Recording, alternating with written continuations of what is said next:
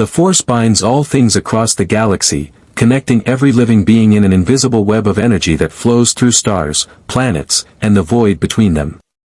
Jedi Masters meditate on its mysteries. Sith Lords bend it to their will. For thousands of generations, the Force has been the galaxy's one universal constant. But what happens when something from beyond the stars arrives, something the Force cannot predict, cannot touch, cannot comprehend? What happens when a family bound not by mystical energy but by love, loss, and cosmic radiation tears through the fabric of reality itself? The answer came screaming through Coruscant's upper atmosphere at 1437 hours, Galactic Standard Time. Reed Richards had seen the readings 3 seconds before impact. His elastic fingers stretched across the Fantasticar's control panel, simultaneously attempting to stabilize the negative zone portal while calculating their trajectory through, what had Sue called it, a cosmic blender of bad decisions. The experimental gateway had collapsed the moment they'd entered, space-time folding in ways that violated every law of physics Reed had spent 20 years mastering. His mind, capable of processing information faster than quantum computers, struggled to comprehend the equations rewriting themselves around him. "Reed!" Sue Storm's voice cut through the shrieking alarms. Her invisible force fields wrapped around the craft, a desperate shield against forces that shouldn't exist. Through the viewport, reality itself seemed to tear, not the purple-black void of the negative zone they'd been mapping, but something else entirely. Streaks of blue-white energy, massive metallic structures that dwarfed anything on Earth, and ships. Thousands of wedge-shaped vessels locked in combat, exchanging emerald and crimson bolts of energy that lit up the sky like a thunderstorm. "I see it." Reed's voice remained steady despite their situation, his mind already adapting, analyzing. "We've been displaced, not through space, but through dimensional barriers. This isn't our universe." "That's just great." Johnny Storm's entire body erupted in flames, instinctive panic triggering his powers. The Fantasticar's interior temperature spiked 30 degrees in 2 seconds. "So we're lost in some alternate dimension and about to crash into, what is that thing?" "City planet," Reed breathed, all momentarily overwhelming concern. "Entirely urbanized. The engineering required to maintain atmospheric processors alone would be." "Reed!" Ben Grimm's gravelly voice boomed from the rear compartment. "Less science talk, more not dying talk." The planet, Coruscant, though they didn't know its name yet, rushed up to meet them. Reed's stretched fingers flew across the controls, Sue's force field strained against atmospheric friction that turned their hull cherry red, and Johnny's flames inadvertently provided additional thrust as they spiraled toward the endless cityscape below. Massive towers stretched into the clouds, speeders darting between them like insects. And everywhere, on massive holoscreens visible even from their plummeting trajectory, the same message repeated in a language Reed's genius couldn't immediately decipher. Coverage of what looked like a massive military conflict. They hit the landing platform of an abandoned industrial sector hard enough to crater the Duracrete. Sue's force fields absorbed most of the impact, but the Fantasticar crumpled like paper, systems sparking and dying.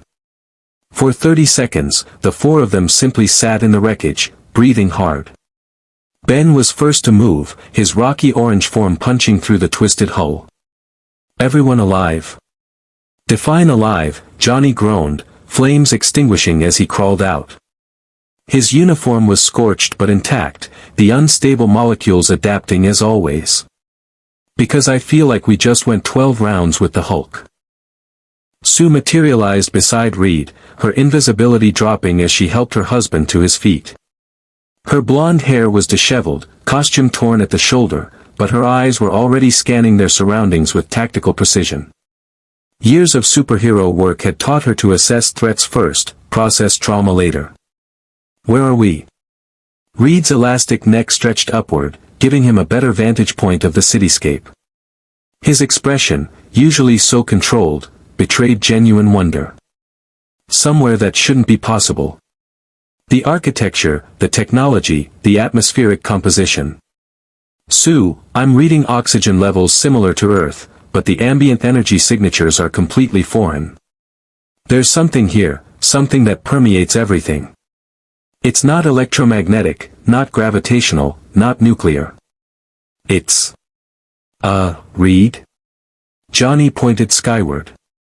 We got company. 3 sleek spacecraft descended toward their position, elegant vessels that curved like birds in flight, painted in deep red with gold accents. They moved with a grace that Earth's military jets couldn't match, repulsor technology Reed immediately wanted to study. But it was what emerged from them that made even Ben Grimm take a step back. Armored soldiers in pure white, their helmets blank and featureless, weapons raised. Behind them, figures in brown robes, hoods obscuring their faces. And at the center, a woman whose mere presence commanded attention. She wore layers of cream and brown, her hair pulled back severely, and at her belt hung a metallic cylinder that Reed's enhanced vision identified as some kind of tool or weapon.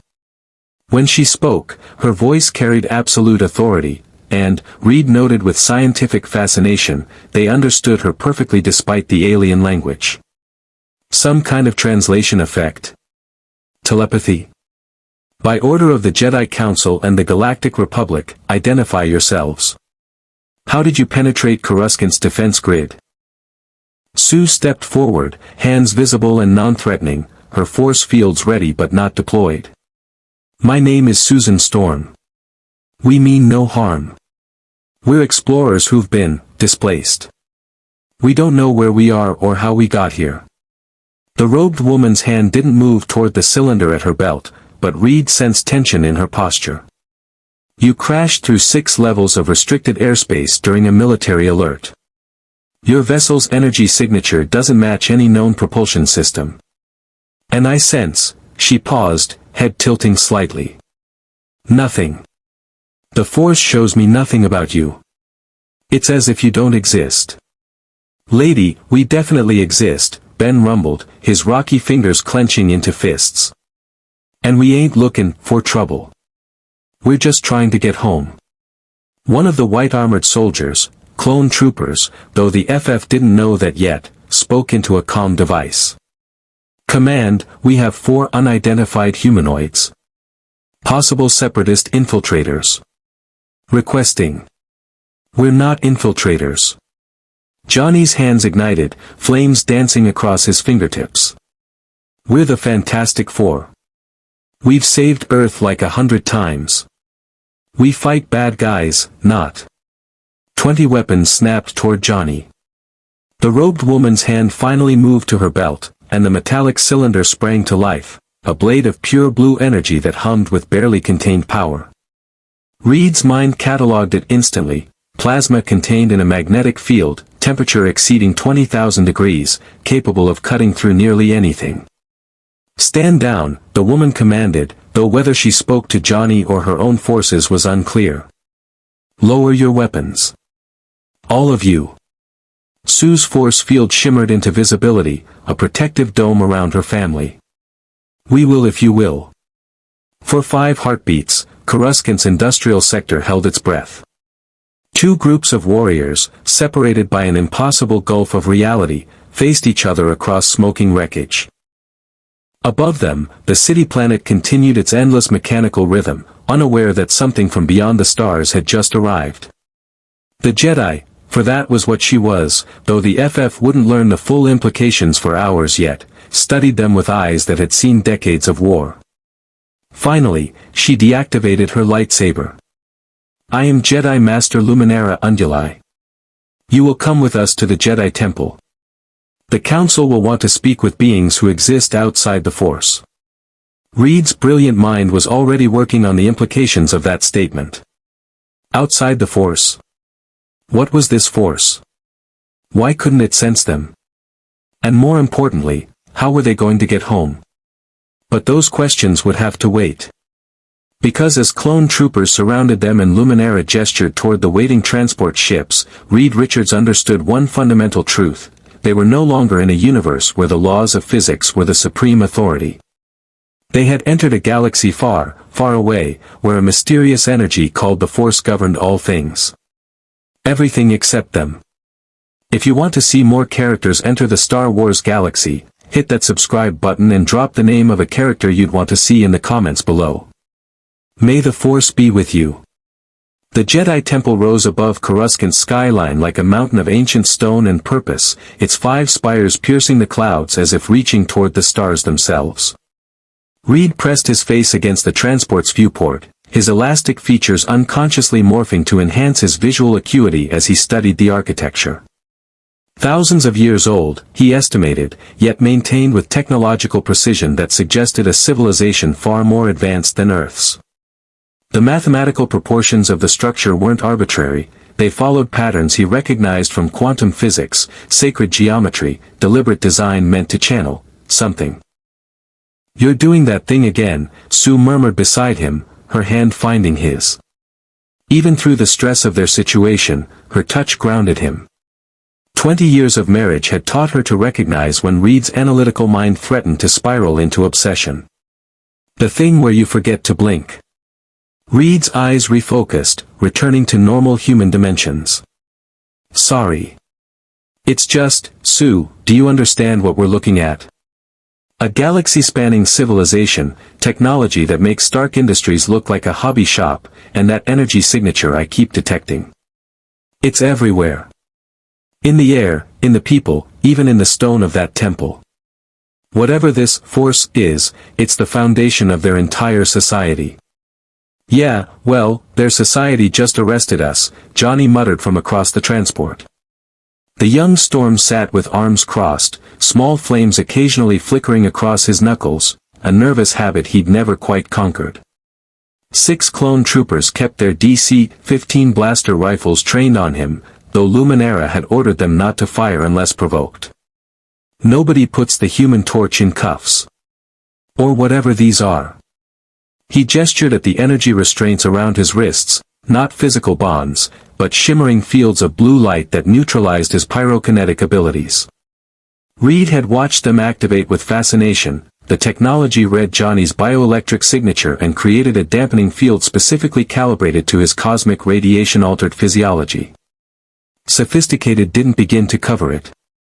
"They ain't arrestin' us, kid," Ben Grimm's rocky voice rumbled from where he sat, too large for the standard seating, his orange stone form taking up space meant for 3 people.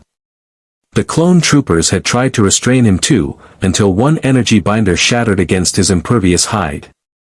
After that, Luminara had simply requested his cooperation. "They're bein' cautious. Can't say I blame him. We did crash through their planet like a meteor with bad attitude. I blame them," Johnny shot back. "We're heroes. We've fought Galactus, Dr. Doom, the Frightful Four." "Names that mean nothing here," Luminara interrupted, her voice calm but firm. She sat across from them, her posture perfect despite the transport's movement, hands folded in her lap.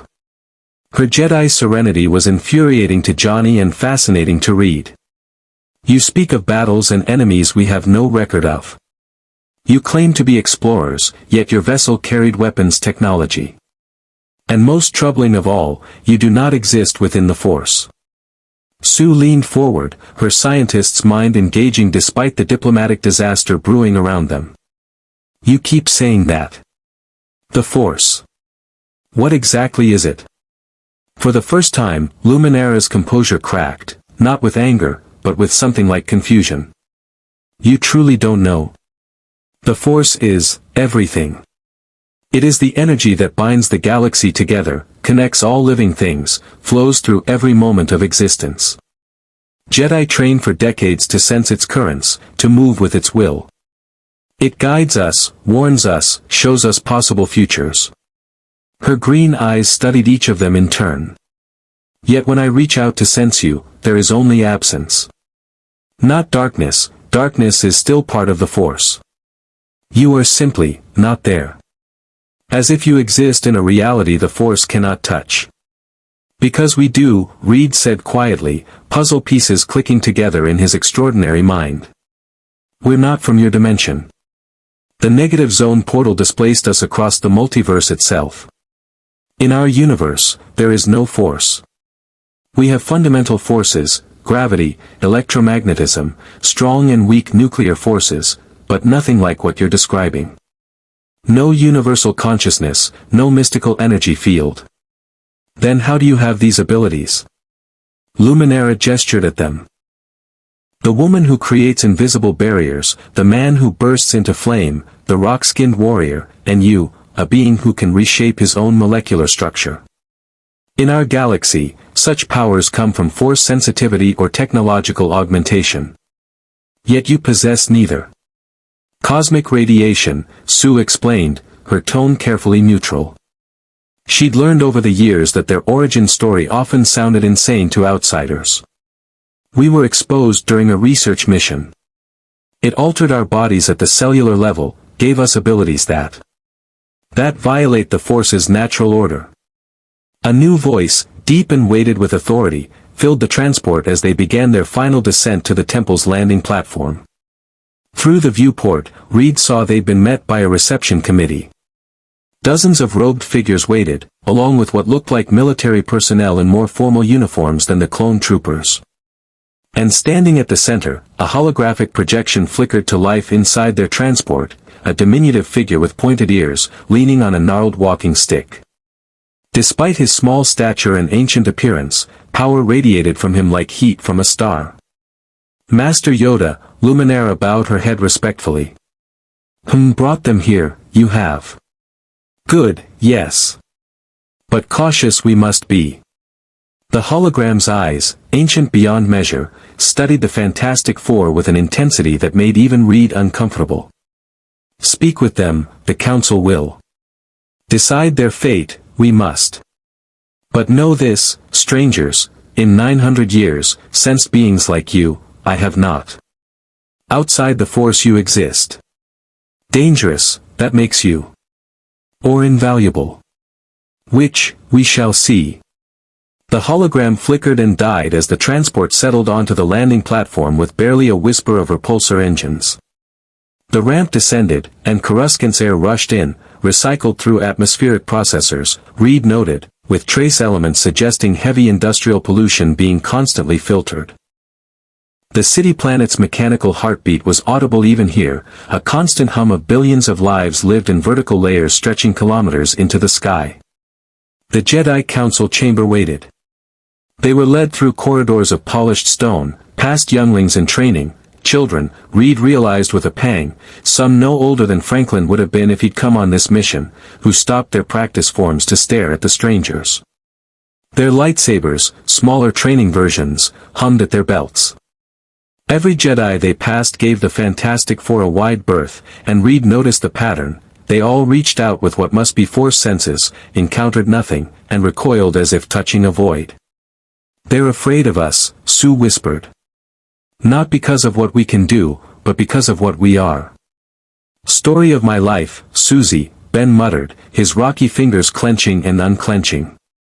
He was used to frightened stares, children crying at his appearance, humans seeing only a monster. But here, surrounded by dozens of alien species, Tigrota, Twi'lek, Kel-Dor, and species Reed couldn't even identify, Ben Grimm was just another face in the crowd. Except for that absence in the Force. That made him terrifying. The council chamber was circular, with windows overlooking the entire city planet. 12 chairs arranged in a ring, most occupied by Jedi Masters whose ages ranged from middle-aged to ancient. The small, green-skinned being from the hologram sat in one, his walking stick across his knees. Beside him, a dark-skinned human with a purple lightsaber hilt visible at his belt. A Tigrota woman with white and blue head tails. A Kel-Dor in a breathing mask. Others, each radiating the same calm power that Luminara possessed, but amplified. The Jedi High Council welcomes you, spoke a bearded human with a gentle voice and tired eyes. I am Obi-Wan Kenobi. We have many questions. Join the club, Johnny said before Sue could stop him. We've got a few ourselves. Starting with, where the hell are we, and how do we get home? Language, Johnny, Sue hissed. Coruscant, you are on, Yoda said, his syntax strange but his meaning clear. Capital of the Galactic Republic. In the midst of the Clone Wars, we find ourselves. Against the Separatist alliance, we fight. And into this conflict, for strangers fall from the sky, invisible to the Force. Coincidence? Think not, do I. We're not part of your war. Reed stepped forward, his voice carrying the authority of a man who negotiated with alien emperors and cosmic entities. We're explorers who've been displaced through dimensional barriers. We don't want to interfere with your conflict. We simply want to understand where we are, and find a way home. Admirable sentiment, said the purple lightsaber Jedi, Mace Windu. Reed would learn. But intention and impact are not always aligned. Your arrival was detected by Republic sensors, but also by Separatist intelligence networks. Count Dooku will know about you within hours, if he doesn't already. The Sith will be intrigued by beings who exist outside the Force. Sith. Sue's voice sharpened. You said Jedi fight for the Republic. Are the Sith your enemies? The Sith are everyone's enemy, Obi-Wan replied grimly. They are practitioners of the dark side of the Force, seekers of power and domination. For 1,000 years, we believed them extinct. Then, 13 years ago, they revealed themselves. The Clone Wars are their design, orchestrated to destroy the Jedi Order and the Republic we serve. Reed's mind raced. A religious war disguised as political conflict, ancient enemies manipulating entire civilizations. It was more complex than any situation the Fantastic Four had faced. And they'd stumbled into the middle of it, blind and powerless in ways they'd never experienced. You say we're invisible to this Force, Reed began carefully, but our powers still function. I can still stretch, Sue can still create force fields, Johnny still has his flames, and Ben still possesses his strength. That suggests our cosmic radiation-based abilities operate on principles completely separate from your Force. We're not Force, no. We're from a different system entirely. Correct, you are, Yoda nodded slowly. And therein lies the problem. Predict you, the Force cannot.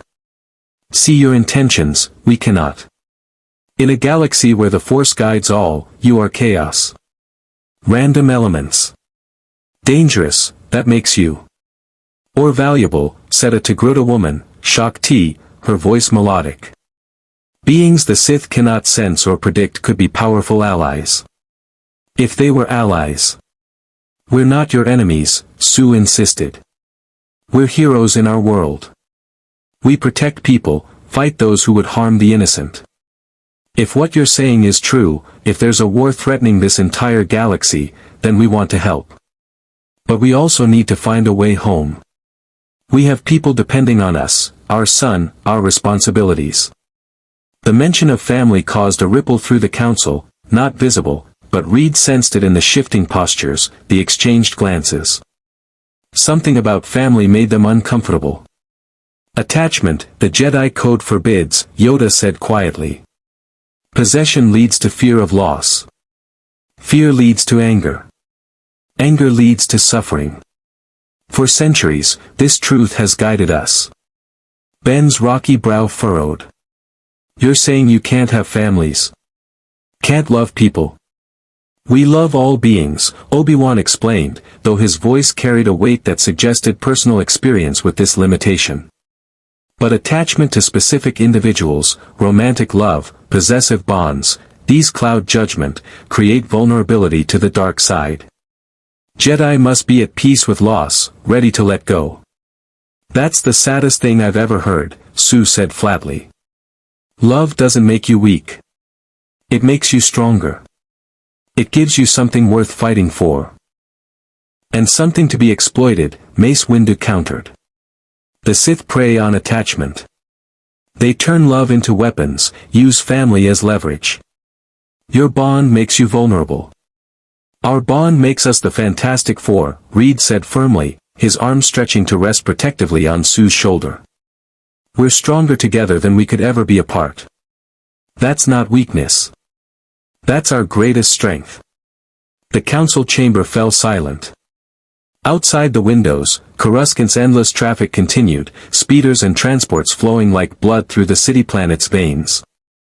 Somewhere in that sprawl, millions of beings lived and died, loved and lost, all connected by the mystical force that Reed couldn't feel but knew shaped everything here.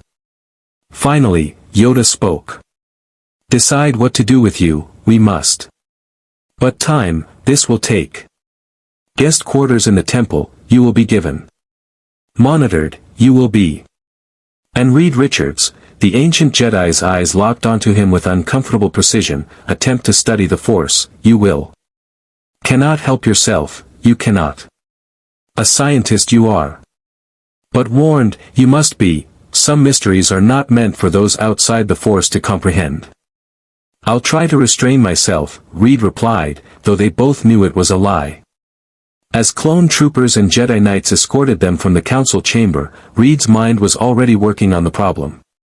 Dimensional displacement, a universe governed by different fundamental forces, technology centuries beyond Earth's, and a war being manipulated by dark sorcerers.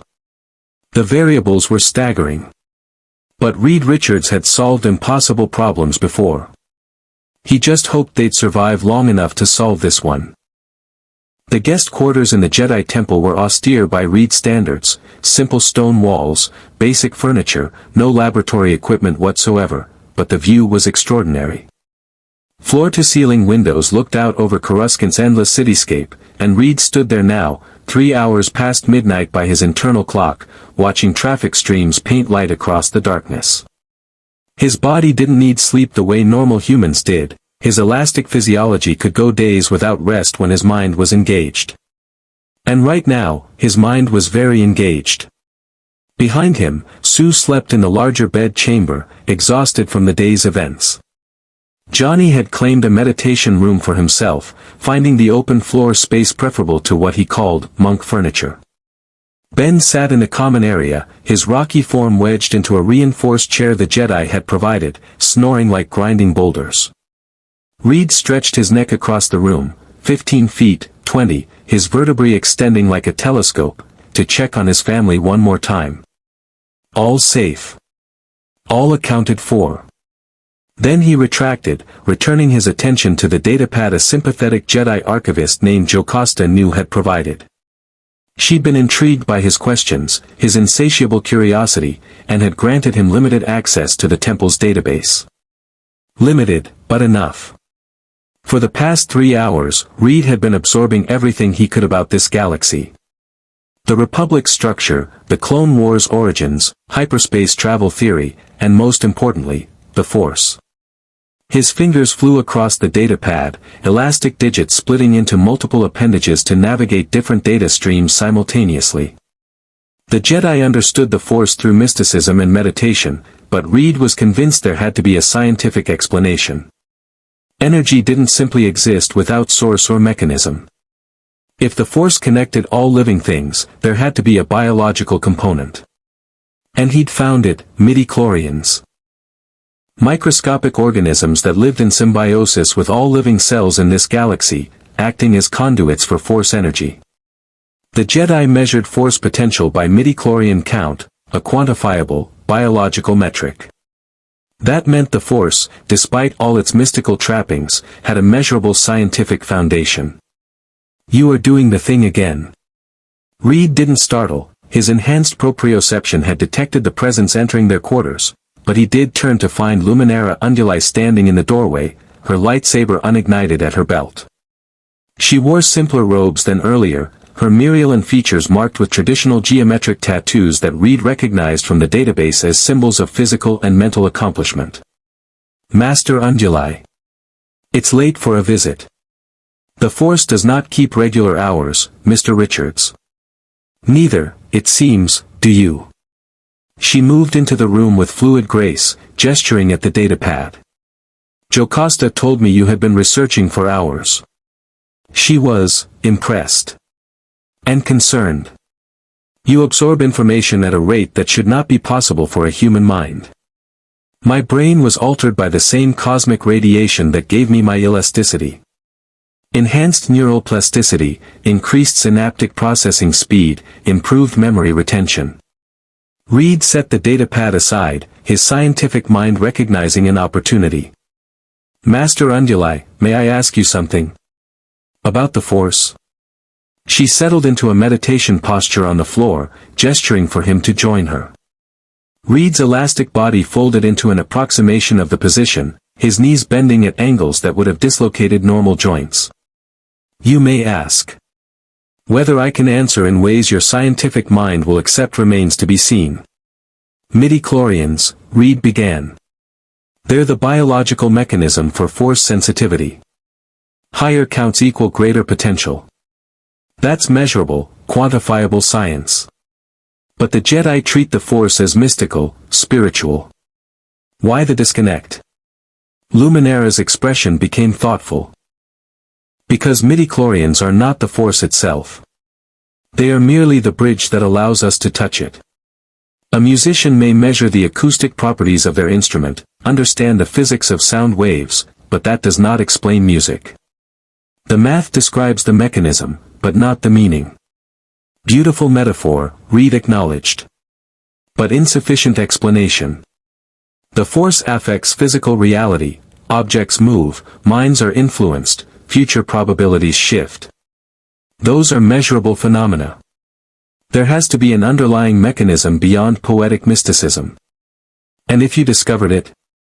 Luminara's eyes fixed on him. If you reduced the Force to equations and formulas, dissected it like a specimen in your laboratory, what then? Would you try to replicate it? Weaponize it? Control it? Reed was silent for a long moment.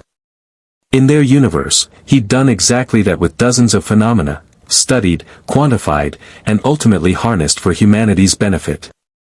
The negative zone portal that had stranded them here was proof of his conviction that understanding led to mastery. I don't know, he admitted finally, the honesty costing him. I'm a scientist. Understanding is what I do. But I'm also aware that some things, once understood, can't be unknown.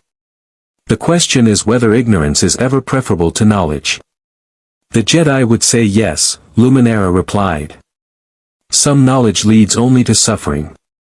The dark side offers power, understanding of Force techniques forbidden for good reason. To know them is to be tempted by them.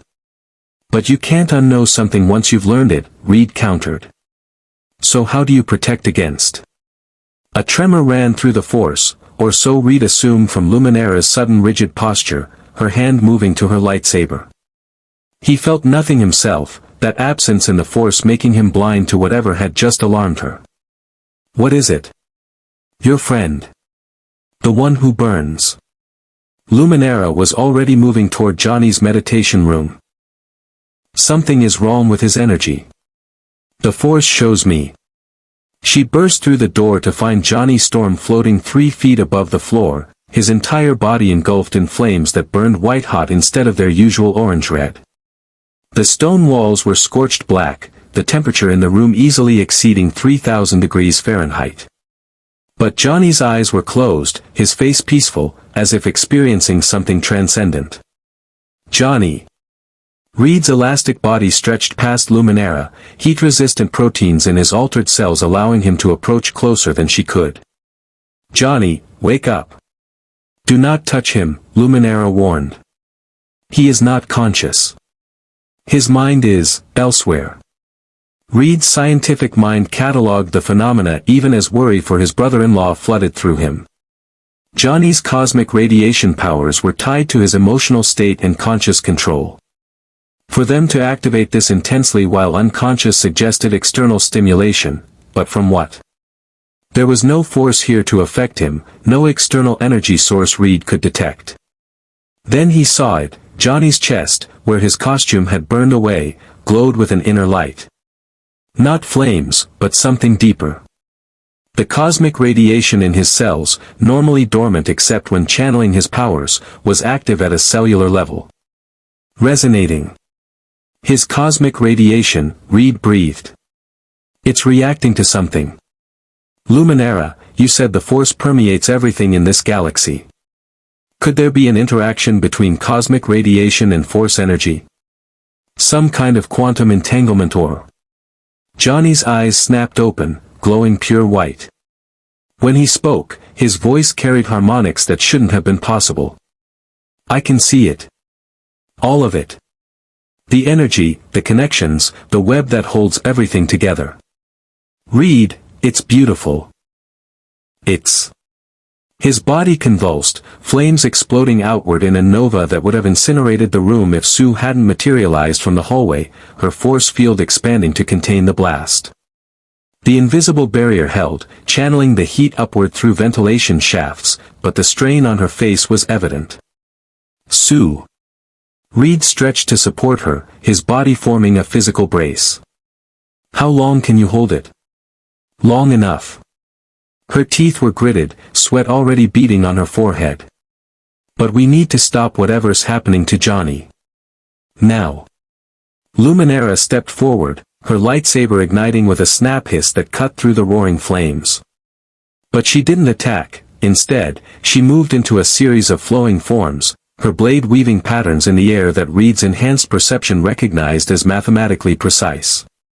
A Jedi meditation technique, he realized, being used to project calming energy through the Force.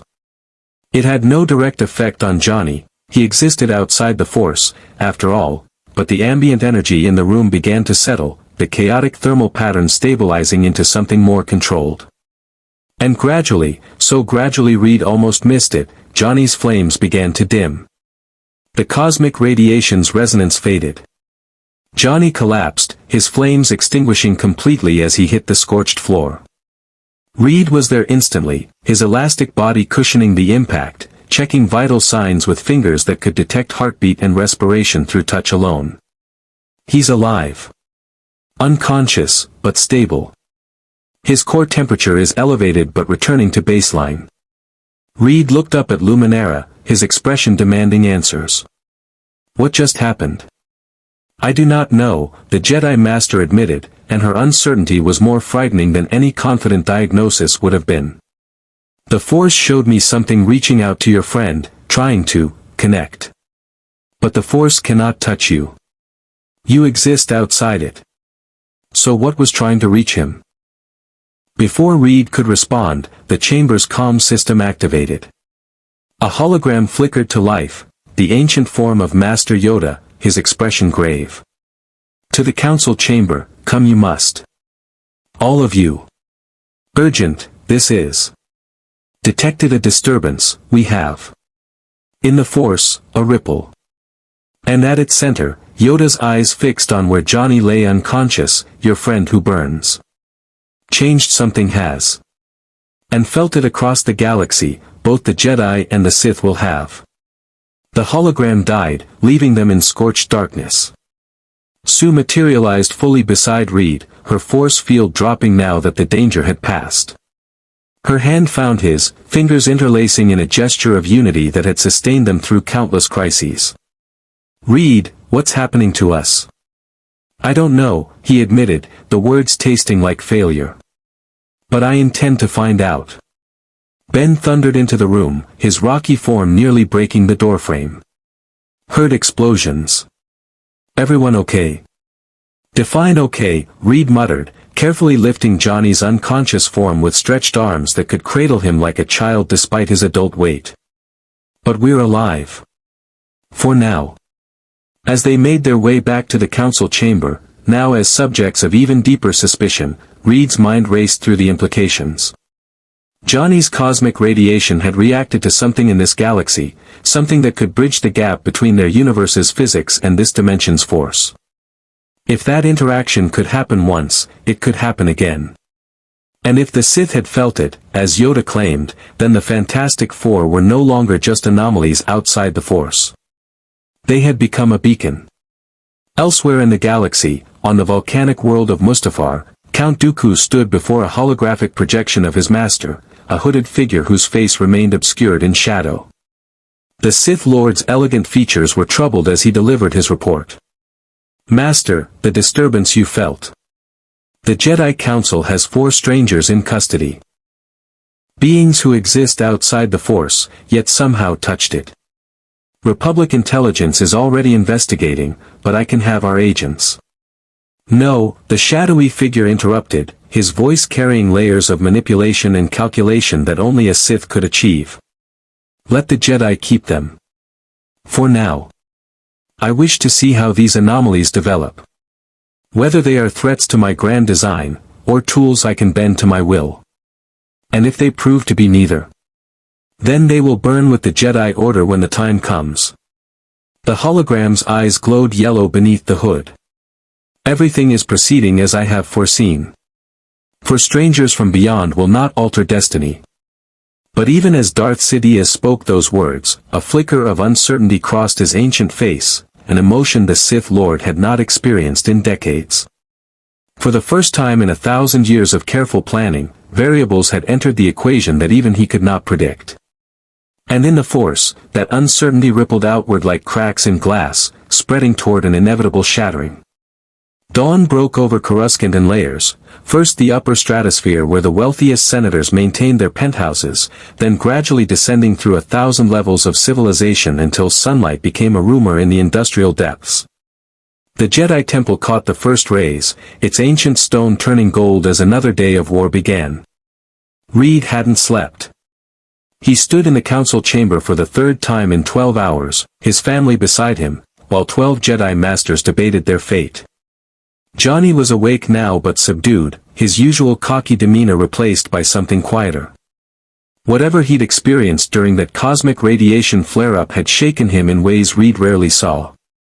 Felt it across the galaxy, we did, Yoda said, his walking stick tapping the floor with each emphasis.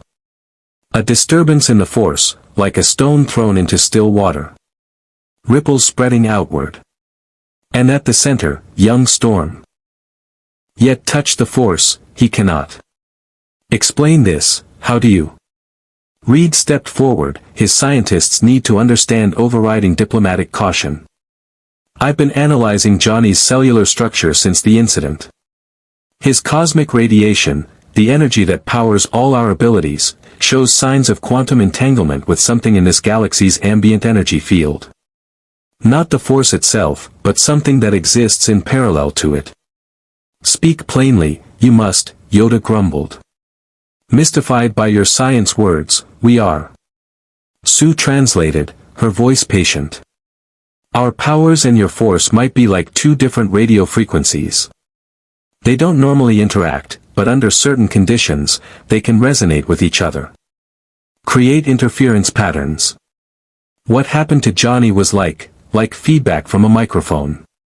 If this is true, Mace Windu's deep voice carried concern, then your presence here could create more disturbances. The Sith will investigate. Count Dooku himself may come to Coruscant to study this phenomenon. Let him come, Ben rumbled, his massive rocky fists clenching. We've fought worse than some old guy with a laser sword. Ben, Sue started, but Obi-Wan interrupted with a dry smile. Count Dooku is not some old guy. He's a Sith Lord, a former Jedi Master who fell to the dark side, and one of the most skilled lightsaber duelists in the galaxy. He orchestrated this war, commands the Separatist forces, and has killed more Jedi than I care to count. His smile faded. Underestimating him would be fatal. We're not underestimating anyone, Reed said firmly. But we're also not helpless. Master Windu, you said the Sith would investigate. That means we're already involved in your war whether we want to be or not. The question isn't whether to engage, it's how. Wise words, came a new voice. A hologram flickered to life in the center of the chamber, a woman in elaborate senatorial robes, her hair styled in an intricate design that spoke of Naboo's aesthetic traditions. Despite the early hour, she looked alert and composed. Forgive the interruption, Masters, but the Senate has questions about our guests. Senator Amidala, Obi-Wan's tone warmed noticeably. Reed filed that detail away, emotional attachment from a Jedi Master, interesting. The Council hasn't finished its deliberations. The Senate doesn't need the Council's permission to request an audience with visitors to our capital, Padme Amidala replied, her voice carrying polite steel. Especially visitors whose arrival coincided with a Republic military alert and whose presence has apparently caused a disturbance felt across the galaxy. The Chancellor himself has expressed interest in meeting them. Yoda's ears drooped slightly. Political this has become. Unfortunate, but unavoidable. Allow the Senate to question them, we cannot prevent. But supervised, they must be. I volunteer, Obi-Wan said immediately, perhaps too quickly. Yoda's glance at him carried layers of meaning that Reed's enhanced pattern recognition identified as knowing amusement. Fine. Accompany them, you will. But remember, Obi-Wan, attached to outcomes, a Jedi must not become. The hologram conference with Senator Amidala ended with arrangements to visit the Senate building within the hour. As the council dismissed them, Reed noticed Johnny had remained silent throughout the entire exchange. That wasn't like him. Usually Johnny had opinions about everything, delivered with maximum sarcasm. Johnny. Reed's hand stretched across the corridor to rest on his brother-in-law's shoulder. Talk to me. What did you see during the incident? Johnny stopped walking, his expression distant. It was like, you know how when I flame on, I feel the heat but it doesn't hurt me. It's just part of me. Reed nodded. This was like that, but bigger. Way bigger. I felt connected to everything, the temple, the city, the planet. No, not just the planet. The whole galaxy. Like I could trace every living thing through threads of light. His hands trembled slightly. And Reed? I felt something looking back. Something that noticed me noticing it. The Force, Sue breathed. Maybe. Or something else. Something older. Johnny's flames flickered involuntarily across his knuckles before he suppressed them. Whatever it was, it wanted something from me. I could feel it trying to communicate. Reach out. I don't know. But it scared the hell out of me. Ben's rocky hand clapped Johnny on the back hard enough to stagger a normal person. Kid's been through a lot. We all have. Reed, maybe we should be focusing less on understanding this place and more on getting home. I am focusing on getting home, Reed insisted. But we can't leave without understanding the dimensional displacement that brought us here. That requires studying this galaxy's unique properties, including the Force. Or maybe, Obi-Wan interjected as he led them toward the temple's landing platform where a Republic shuttle waited, it requires accepting that some phenomena can't be solved through equations alone. The Force isn't a puzzle to be solved, Mr. Richards. It's a lived experience, a relationship between beings and the energy that connects them. Everything can be quantified, Reed replied reflexively. Can it? The Jedi Master's tone was gentle but challenging. Can you quantify love? Courage? The moment when a person chooses good over evil? You can measure the biological components, neurochemistry, hormone levels, but do those measurements explain the experience itself? Reed opened his mouth to argue, then closed it. Sue was watching him with an expression he recognized, the look she got when he was being brilliant but missing the obvious. Point taken, he conceded. Perhaps my approach needs adjustment. Perhaps, Obi-Wan smiled. Though I suspect stubbornness is another trait that transcends dimensional boundaries. The Senate building made the Jedi Temple look modest by comparison. A massive mushroom-shaped structure that dominated Coruscant's governmental district, its interior was a masterpiece of architectural engineering, a massive circular chamber where hundreds of repulsor pod platforms floated, each carrying representatives from different star systems. The scale was breathtaking. Reed estimated over 1,000 senators could fit in this space simultaneously. Chancellor Palpatine received them in a private office overlooking the Senate floor. He was an older human with a grandfatherly demeanor, his face lined with what appeared to be the burden of wartime leadership. His robes were elegant but understated, his smile warm and welcoming. The famous Fantastic Four, he greeted them, rising from his desk with surprising energy for someone his age.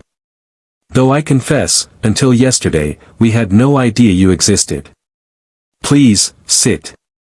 I've had chairs reinforced for Mr. Grimm, I hope they prove adequate. Ben tested the indicated chair suspiciously before settling his considerable mass into it. The furniture held. Appreciated, Chancellor. We're honored to meet you, sir, Sue said, her diplomatic instincts engaging. Years of dealing with world leaders and cosmic entities had taught her to read power dynamics. Though we're confused about why the Senate wants to speak with us. We're not trying to involve ourselves in your politics. Ah, but you already have, Mrs. Richards. Palpatine settled back into his own chair, fingers steepling. Your arrival was witnessed by thousands. Republic intelligence has intercepted separatist communications discussing you. And that disturbance last night has both the Jedi and various Force-sensitive cults across the galaxy in a state of alarm. You are, whether you intended it or not, a factor in this war now. We don't want to be a factor, Reed said carefully. We want to find a way home. Of course, of course. And the Republic will help you however we can. Our scientific community is quite advanced, perhaps we can pool our knowledge. Palpatine's smile didn't reach his eyes, Reed noticed. There was calculation there, political maneuvering disguised as generosity. But in the meantime, you represent a unique opportunity. Beings who exist outside the Force, who possess remarkable abilities through means entirely separate from what we understand. The Separatists will want to capture you, study you, potentially replicate your powers for their droid armies. Over our dead bodies, Johnny muttered. Quite possibly, yes, Palpatine agreed with disturbing frankness. Which is why I'm proposing Republic protection. Assign you Jedi Guardians, provide secure facilities for Mr. Richards to conduct his research, and in exchange, he paused, letting the implication hang. In exchange, we help you win your war, Sue finished, her tone cooling. Use our abilities against the Separatists.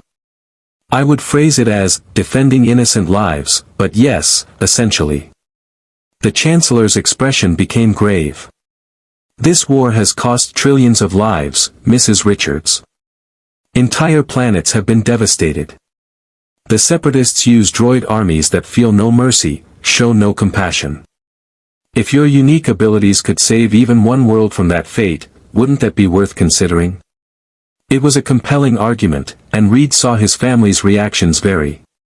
Sue's protective instincts warred with her compassion, she'd never been able to ignore suffering. Johnny's impulsive nature responded to the call to action. Ben's soldier's mentality recognized the logic even if he didn't like it.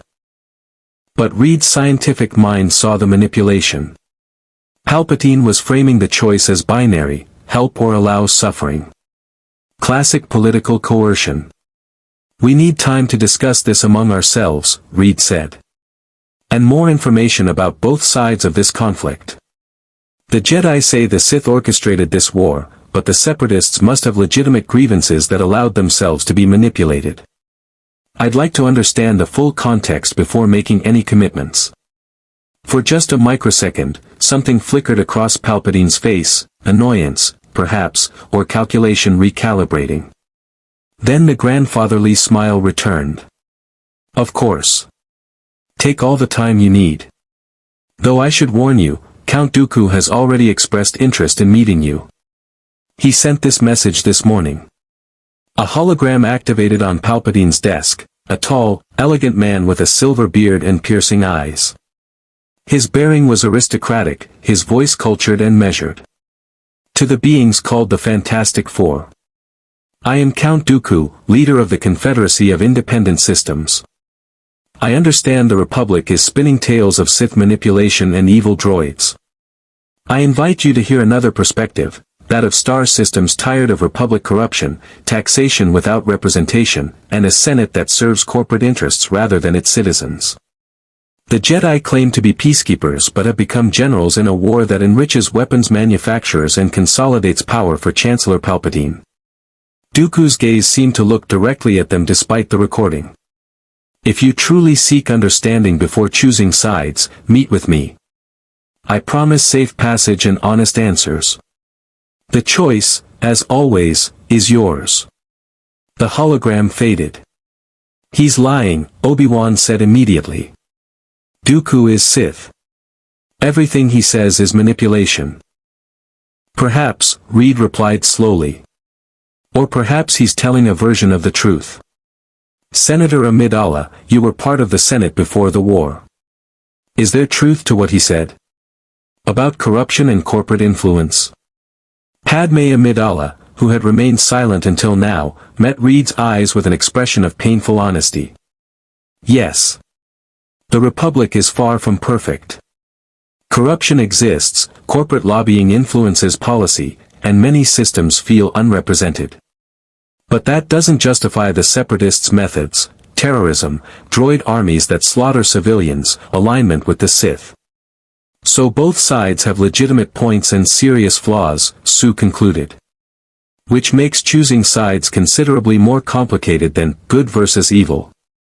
Welcome to galactic politics, Obi-Wan said dryly. Reed stood, his elastic body unfolding to its full height. Chancellor, Senator, Masters, we appreciate your time and your perspectives. But my family needs to discuss this privately. We'll give you our answer soon. Of course, Palpatine rose as well, his smile still in place. But don't take too long, Mr. Richards. In war, neutrality is a luxury that rarely lasts. As they left the Chancellor's office, escorted by Obi-Wan back to their temple quarters, Reed's mind churned through the variables. A war orchestrated by hidden Sith, a republic sliding toward authoritarian control to fight it, separatists with legitimate grievances using terrorist methods, and the Fantastic Four caught in the middle with abilities that could tip the balance. And somewhere in the shadows, something had reached out to Johnny through the cosmic radiation that powered them all. Too many variables. Too many unknowns. But one thing Reed knew with certainty, they were running out of time to stay neutral. The galaxy was about to demand they choose a side. The message from Count Dooku arrived at the Jedi Temple exactly 72 hours after their arrival in the Star Wars galaxy. Reed had been expecting it, the Sith Lord's holographic invitation had promised contact, and Dooku struck him as a man who kept his word, even if every word served a larger manipulation. What Reed hadn't expected was for the message to arrive via a silver protocol droid that simply walked past temple security as if it belonged there. "Good morning, Mr. Richards," the droid said in a prissy, aristocratic accent that reminded Reed uncomfortably of some Earth diplomats he'd dealt with. "I am C-3PO, Human-Cyborg Relations, and I have been temporarily commandeered to deliver a message from Count Dooku to you and your companions. Most irregular, I must say. I was simply translating binary for the Skywalker boy when suddenly armed individuals insisted I. The message, 3PO, a new voice cut in. A young man in Jedi robes stood in the doorway, barely 20, Reed estimated, with sandy hair and a mechanical right hand visible at his sleeve. The lightsaber at his belt marked him as a Jedi Knight despite his youth. "They don't need your entire operational history." "Oh. Yes. Quite right, Master Anakin." The droid's photoreceptors brightened as he produced a small holocron from a storage compartment. "Count Dooku wishes to extend a formal invitation for Mr. Richards alone to visit Sereno for scientific discussions. He promises no harm, full diplomatic immunity, and return transport within 48 hours. He suggests that a mind as brilliant as yours would appreciate hearing multiple perspectives before making decisions that affect billions of lives."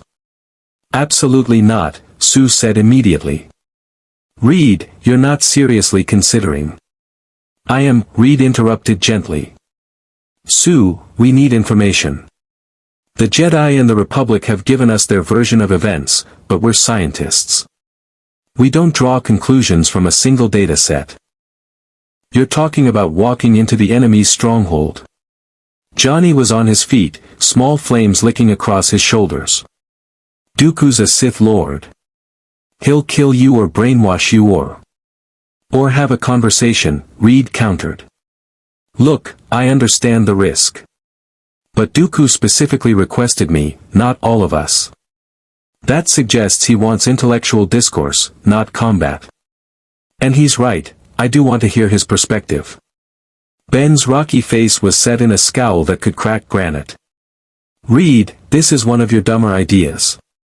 And that's saying something, considering you're the guy who thought exploring the negative zone was a fun weekend activity." "Master Skywalker," Reed turned to the young Jedi. "What do you think?" "Tactical assessment. Anakin Skywalker studied him with eyes that seemed older than his face. I think Dooku is a liar and a murderer. He cut off my arm. He raised the mechanical hand for emphasis. He's killed friends of mine, orchestrated atrocities across the galaxy, and serves a Sith master whose identity we don't even know.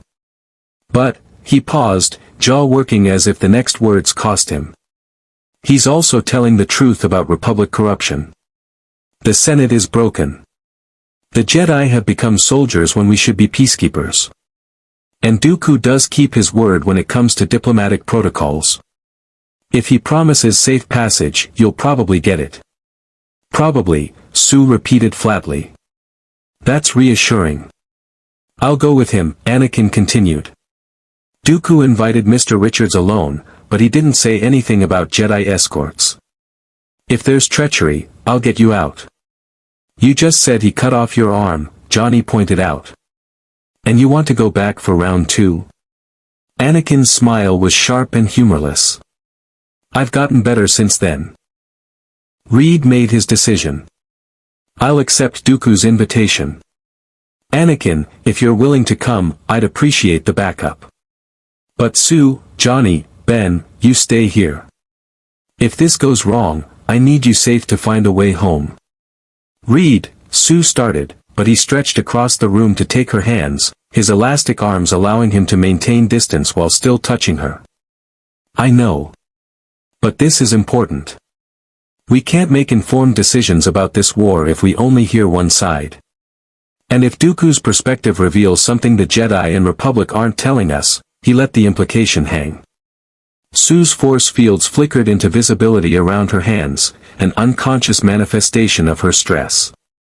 You come back. That's an order, not a request. Yes, ma'am.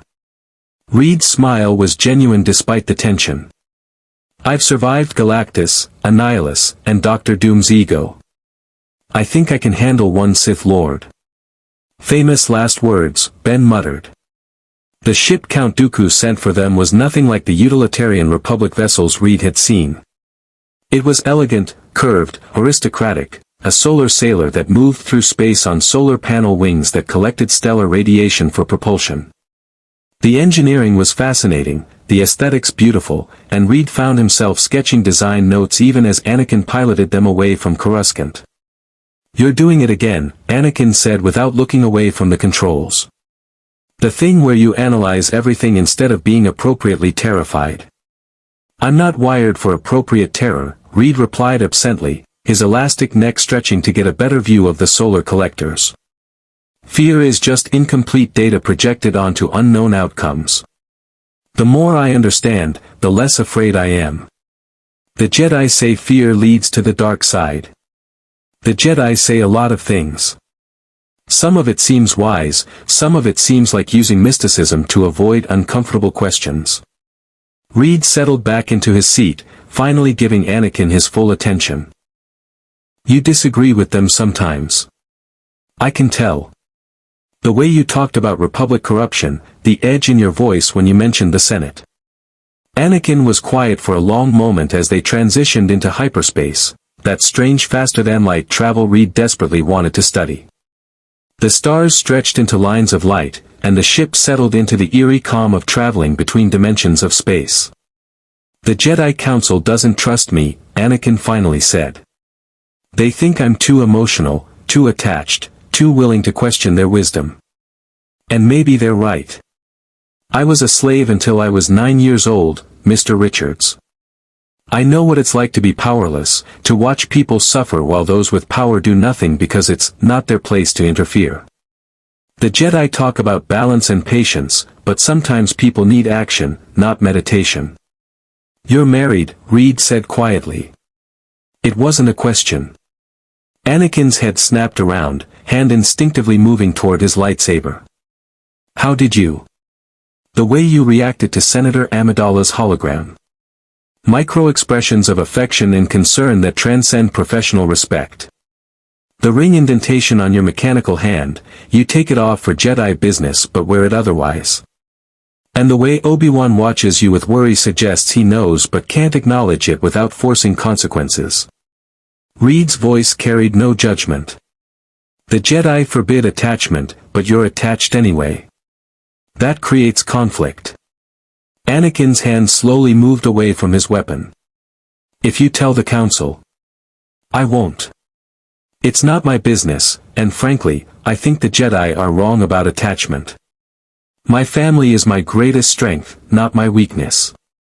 But Anakin, that internal conflict makes you vulnerable. To manipulation, to the dark side, to people like Dooku who will promise you power to protect what you love.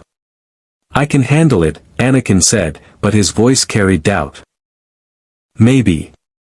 But the fact that Dooku invited specifically me, the scientist who asks uncomfortable questions, who doesn't accept Force mysticism at face value, suggests he wants to plant seeds of doubt about the Jedi.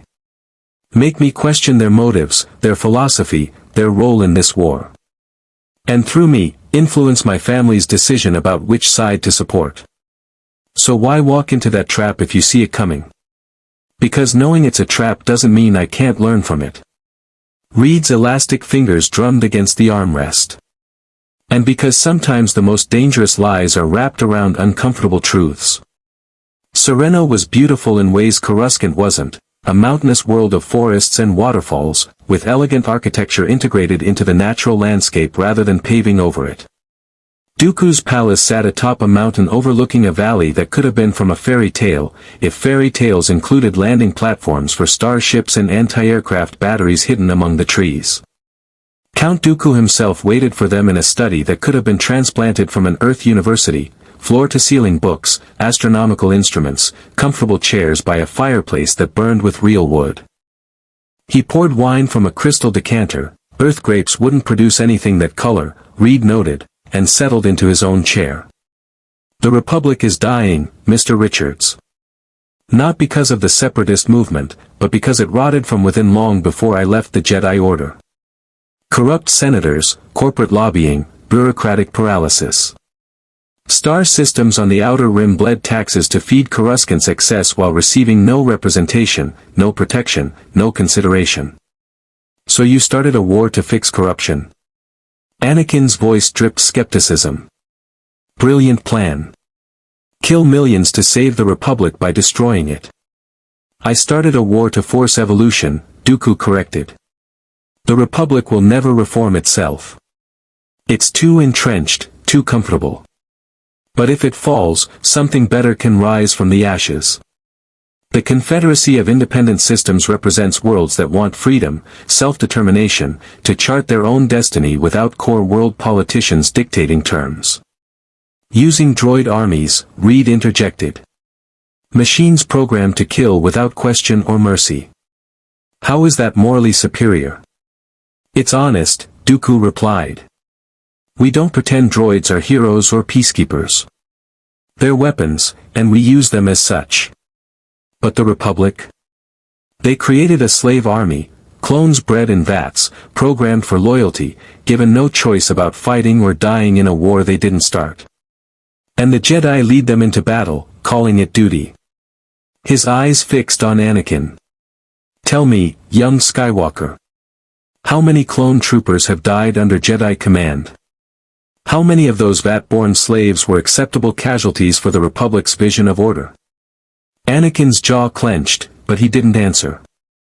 Reed's mind processed the argument, finding the uncomfortable truths buried in Dooku's rhetoric.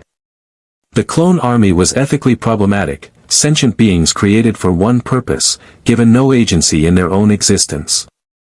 The Republic's corruption was documented fact, not propaganda. And the Jedi's role as military generals did contradict their supposed purpose as peacekeepers. You make valid points, Reed acknowledged. But you're still serving the Sith. The dark side of the Force. Everything I've read about them suggests they're driven by power, domination, and cruelty. How does that align with your stated goals of freedom and self-determination? The Sith, Dooku said slowly, understand that power is necessary to change the galaxy.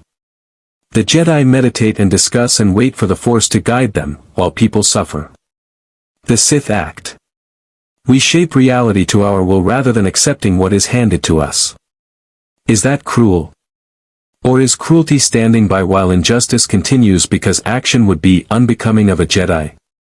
That's dark side rationalization, Anakin snapped. The Sith don't help people, they use them. As the Jedi used you? Dooku's voice was gentle, almost kind. Took you from your mother, trained you as a weapon, forbade you from loving while sending you to war. At least the Sith are honest about their selfishness. The temperature in the room seemed to drop as Anakin's hand closed around his lightsaber hilt. Don't talk about my mother. Why not? Because she died while you were forbidden to return to her. Because the Jedi Code values detachment over compassion. Dooku leaned forward. Anakin Skywalker, you are the most powerful Force user of your generation, yet the Jedi hold you back, distrust you, deny you the rank your abilities merit. Because you feel too much, care too deeply. They call that weakness. I call it strength. Enough, Reed stood, his elastic body uncoiling to interpose between Anakin and Dooku. The young Jedi was trembling with rage, his connection to the Force manifesting as a palpable pressure in the room. Count Dooku, you invited me here for a conversation, not to torture a young man with his grief. If you have a point, make it. Dooku settled back, his expression unreadable. My point, Mr. Richards, is that the Force is not the binary morality the Jedi claim. Light and dark, good and evil, these are conveniences, not truths. The dark side offers passion, strength, power to change things. The light side offers peace, serenity, acceptance of what is. Both have value. Both have cost. He gestured to a data pad on the table. I've compiled information on Republic corruption, Jedi war crimes, and civilian casualties caused by both sides of this conflict. Study it with that brilliant scientific mind of yours. Draw your own conclusions without Jedi bias. Reed took the data pad, his elastic fingers scrolling through initial entries. Financial records, battle reports, intercepted communications, it would take hours to verify and analyze, but at first glance, it appeared legitimate. And what do you want in exchange for this information? Reed asked. Nothing, Dooku said. Except that when you make your decision about which side the Fantastic Four will support, you do so with complete information. Not propaganda from either faction, but raw data. Make your choice based on evidence, not mysticism or manipulation. You're manipulating us right now, Anakin accused. Of course I am, Dooku agreed easily. Just as the Jedi Council manipulates you by claiming moral authority while acting as military generals. Just as Chancellor Palpatine manipulates the Senate with fear of separatist attacks. Everyone manipulates, Skywalker. The question is whether they admit it. Reed studied the Sith Lord, this elegant, educated man who orchestrated atrocities while speaking of freedom, who served evil while making rational arguments. The cognitive dissonance was intentional, designed to create doubt, uncertainty, the cracks through which manipulation could enter. But doubt wasn't always weakness. Sometimes it was the beginning of wisdom. Thank you for your time, Count Dooku, Reed said formally. And for this information. I'll study it carefully. That's all I ask.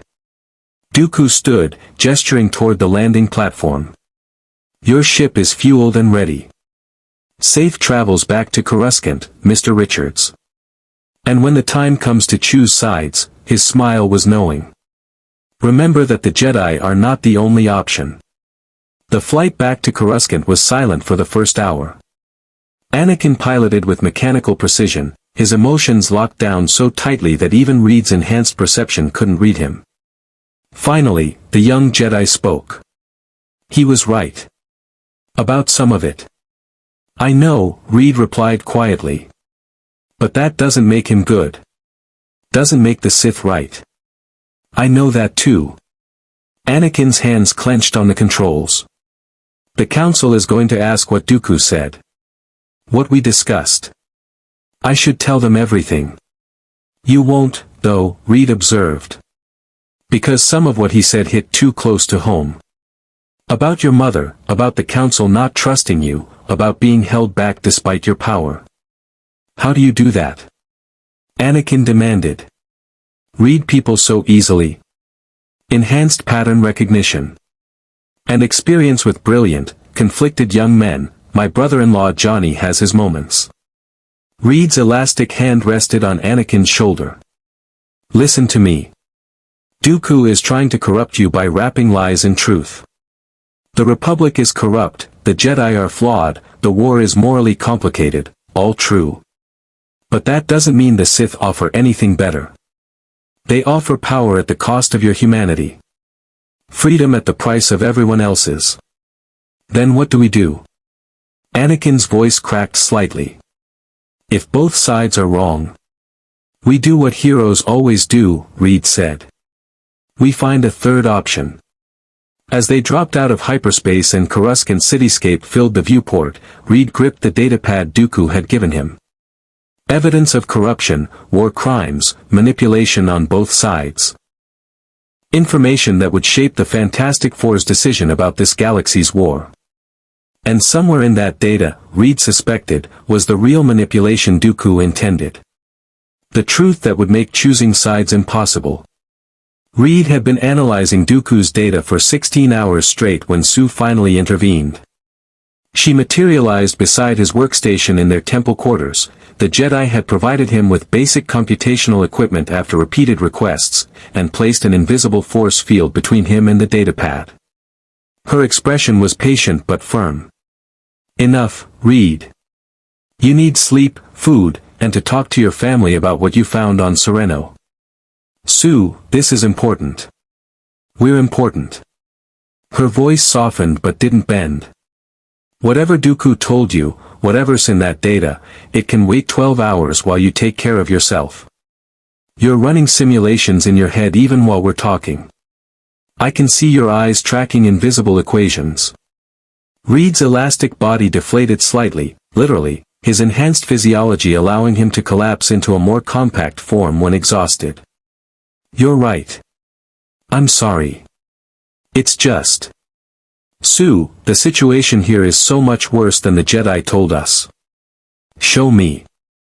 She settled beside him, her hand finding his. After 20 years together, they worked best as a team, his analytical brilliance balanced by her emotional intelligence, his tendency toward obsession tempered by her grounded pragmatism. Reed pulled up the datapad, his elastic fingers manipulating multiple data streams simultaneously. Dooku provided financial records showing Republic senators taking massive bribes from the banking clan and Trade Federation, the same organization supposedly supporting the Separatists. Battle reports documenting Jedi-led assaults that caused catastrophic civilian casualties. Communications between Chancellor Palpatine's office and military contractors who profit from the war continuing. Sue studied the data, her scientist's mind engaging. This could be fabricated. Dooku's a Sith Lord, lying is probably in his job description. I thought of that. So I cross-referenced everything against Republic public records, news archives, and Senate testimony the Jedi Temple database provided. Reed highlighted several data streams. Sue, at least 70% of this is verifiable.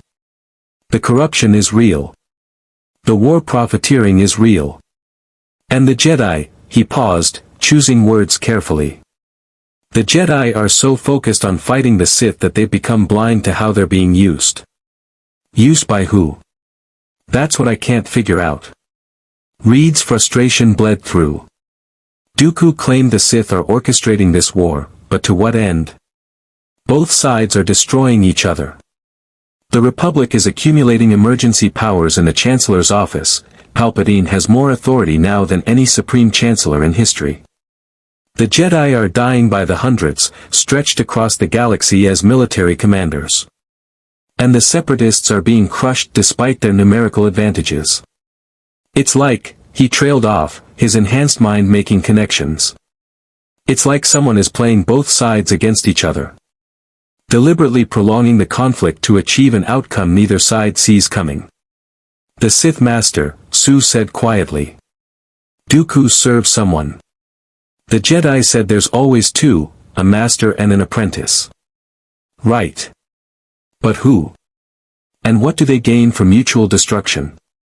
Reed stood, his elastic body pacing with nervous energy. Every war model I've run suggests this conflict should have ended months ago. The Republic has superior resources, the Jedi are incredibly effective force multipliers, and the Separatists are dependent on droid manufacturing that the Republic should be able to cripple. Yet the war continues, perfectly balanced, neither side gaining decisive advantage. Because someone wants it that way. Sue's expression grew troubled. Reed, if both sides are being manipulated, then choosing sides might be exactly what this hidden Sith master wants. We'd just be more pieces on their board. Which leaves us with an impossible choice: stay neutral and watch millions die, or pick a side and potentially serve someone else's evil plan. A knock at the door interrupted them. Ben's gravelly voice rumbled through. Reed, Susie, Council wants to see all of us. Says it's urgent. The Jedi Council chamber felt different this time, more tense, the assembled masters radiating concern through the force that Reed couldn't feel but Sue described as pressure before a storm. Master Yoda's ears were flat against his head, and even Obi-Wan's usual diplomatic composure showed cracks. Disturbing news we have received, Yoda began without preamble. Count Dooku has made a public announcement. Throughout Separatist space, broadcast it has been. And in it, the Fantastic Four, he mentions. A hologram activated in the chamber's center, Count Dooku's aristocratic features, his voice carrying across star systems. To the citizens of the Confederacy and the oppressed system still suffering under Republic tyranny, I have met with representatives from another dimension, beings of great power and greater scientific wisdom. I offered them evidence of Republic corruption, Jedi complicity in war crimes, and the truth about this manufactured conflict. I trust their intelligence to see through Jedi propaganda and recognize which side fights for freedom. The hologram shifted to footage. Somehow, Dooku had recorded their conversation on Sereno. Reed and Anakin were visible, along with portions of their discussion about Republic corruption and Jedi flaws. Edited, of course, removing context and framing the Fantastic Four as sympathetic to separatist arguments. Oh, that's just perfect, Johnny groaned. Now everyone in the galaxy thinks we're separatist sympathizers. Not sympathizers, Mace Windu's voice was grim. Assets. Dooku is claiming you're considering joining the Confederacy. Every Republic world now sees you as potential threats. Every separatist system sees you as potential allies. You've become symbols in a propaganda war. We didn't agree to any of this. Sue's force fields flickered into visibility, responding to her anger. Reed went to hear Dooku's perspective, not to endorse it. Matters not what you intended, Yoda said sadly. Matter only what the galaxy believes. And now, a target you have become. For both sides. Ben cracked his rocky knuckles. Let them come. We've dealt with worse. Have you? Obi-Wan stepped forward, his expression grave. Dealt with Sith assassins who can predict your movements through the Force. With orbital bombardments from dreadnoughts carrying enough firepower to glass a continent. With infiltration droids designed to mimic anyone, anywhere. You're powerful, but this galaxy has been waging war for 3 years. We've learned to kill very efficiently. Is that a threat, Kenobi? Johnny's hands ignited. It's a warning. Obi-Wan's tone softened. Reed, I understand your desire for complete information before making decisions. It's admirable. But in war, neutrality is a position that exists only until someone decides to eliminate you. Dooku has forced your hand. Reed's mind raced through scenarios, each more problematic than the last. If they declared for the Republic, they became targets for separatist assassination and Sith manipulation. If they remained neutral, both sides would view them as liabilities to be eliminated or assets to be captured. And if they tried to leave, to find a way home immediately. We can't leave yet, Reed said aloud, the realization crystallizing. Not without understanding the dimensional displacement that brought us here. I'd need weeks of study, access to this galaxy's hyperspace technology, calculations that require computational resources I don't have. Then you need protection, Mace Windu stated. The Council proposes assigning you Jedi Guardians and relocating you to a secure facility. Somewhere the Separatists can't reach, where you can conduct your research in safety. A prison, you mean, Ben rumbled. Dressed up nice with lightsabers on the doors. A sanctuary, Obi-Wan corrected. There's a difference. Is there? Sue's voice carried steel. You want us somewhere you can control, monitor, and ensure we don't become Separatist allies. Don't pretend this is purely for our protection. The Jedi Masters exchanged glances, that wordless communication that Force users managed so easily. Finally, Yoda spoke. Both right, you are. Protect you, we wish. But trust you completely, we cannot. Outside the Force, you exist. Predict your choices, we cannot. And in war, unpredictability is danger. So what do you propose? Reed asked. House arrest in the Jedi Temple. Constant surveillance. Or do we get a choice in our own fate? Before anyone could answer, alarms shrieked through the temple. The holocommunicator in the center of the chamber activated urgently, a clone trooper in distinctive red markings, his armor scorched and damaged. This is Commander Cody to Jedi Temple. We're under attack on Christoph Sis. Separatist forces have breached the shield generators and, static cut him off, replaced by the distinctive scream of blaster fire and exploding ordnance. General Kenobi, if you can hear this, we need immediate reinforcement. The city is falling and we have thousands of civilian evacuees trapped in the lower levels. Without support, they won't survive the next hour. The transmission cut out completely. Obi-Wan was already moving toward the door, his hand on his lightsaber. I have to go. Commander Cody is my officer, and those civilians. Wait. Reed's voice stopped him. Take us with you. Every Jedi in the chamber turned to stare. You must be joking, Mace Windu said flatly. You have no military training in our combat doctrine, no understanding of our tactics, and you'll be targeted by every Separatist unit that sees you. Which makes us excellent bait, Reed countered, his strategic mind already adapting. You said Dooku's broadcast made us symbols. The Separatists will want to capture or kill us to prove their propaganda right.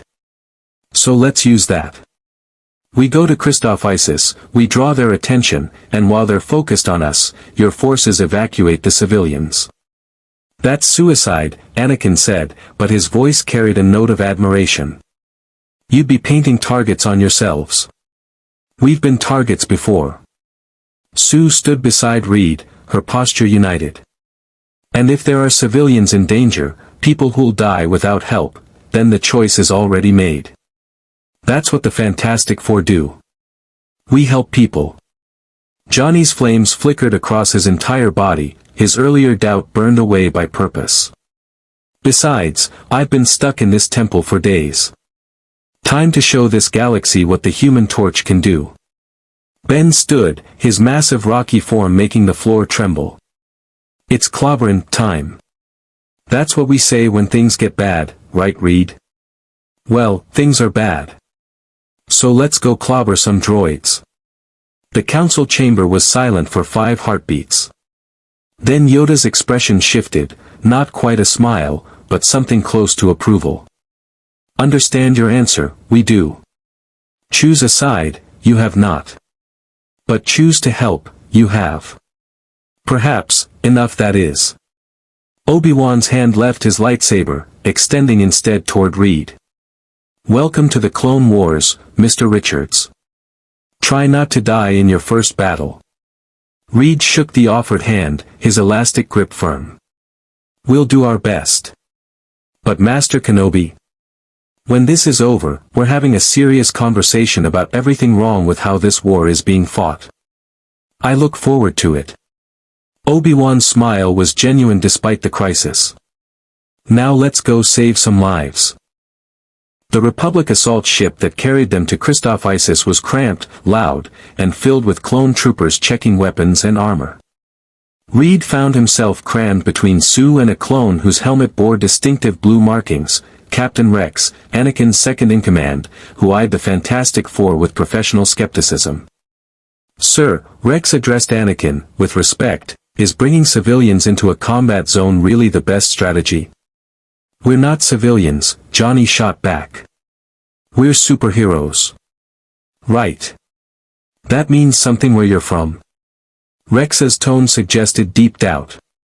"It means we've fought alien invasions, interdimensional tyrants, and cosmic entities that could eat your dreadnoughts for breakfast," Sue said calmly. "We'll manage." Reed tuned out the argument, his attention on the tactical display showing Christoph Isis. The planet was a crystalline world, massive geometric structures of natural crystal formations mixed with humanoid cities. Beautiful, and currently being reduced to rubble by separatist artillery. The Republic held a narrow perimeter around the evacuation zone, but separatist forces were closing in. Spider droids, battle droids, tanks, and air support. Thousands of civilians trapped in the middle. "Insertion in 2 minutes," the pilot announced. "Expect heavy fire."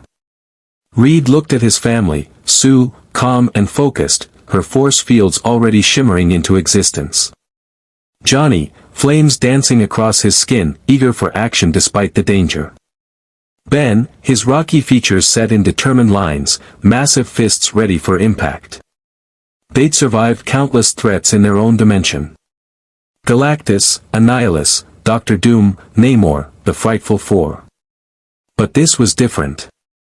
This was an entire galaxy at war, technology they barely understood, enemies who wouldn't monologue before attacking. This was the moment they stopped being neutral observers and became participants in someone else's conflict. "Whatever happens down there," Reed said quietly, "we stay together.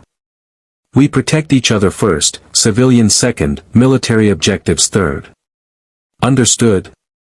"Understood," Sue said immediately. "Got it, Stretch," Ben rumbled. "Let's light this place up," Johnny grinned. The assault ship screamed into Christophasis's atmosphere, and the Fantastic Four went to war. The crystalline canyons of Christoph Isis blazed with blaster fire as the Republic assault ship made its combat descent. Through the viewport, Reed watched tracer rounds paint geometric patterns against the violet sky, emerald bolts from separatist positions, crimson return fire from clone troopers entrenched behind shattered crystal formations. The planet's natural architecture turned every surface into a reflecting prism, multiplying the chaos into a kaleidoscope of war. 30 seconds to drop zone. The pilot's voice crackled through the intercom. "Brace for." The ship lurched violently as anti-aircraft fire raked across the hull. Alarms shrieked, systems sparked, and Reed's elastic body stretched instinctively to brace his family against the bulkhead. Through the tactical display, he watched their trajectory veer off course. They'd been aiming for the secured Republic perimeter, but the damage was pushing them toward contested territory. "We're going down hot," Captain Rex shouted over the screaming engines. Everyone grabbed something and the ship's starboard engine exploded.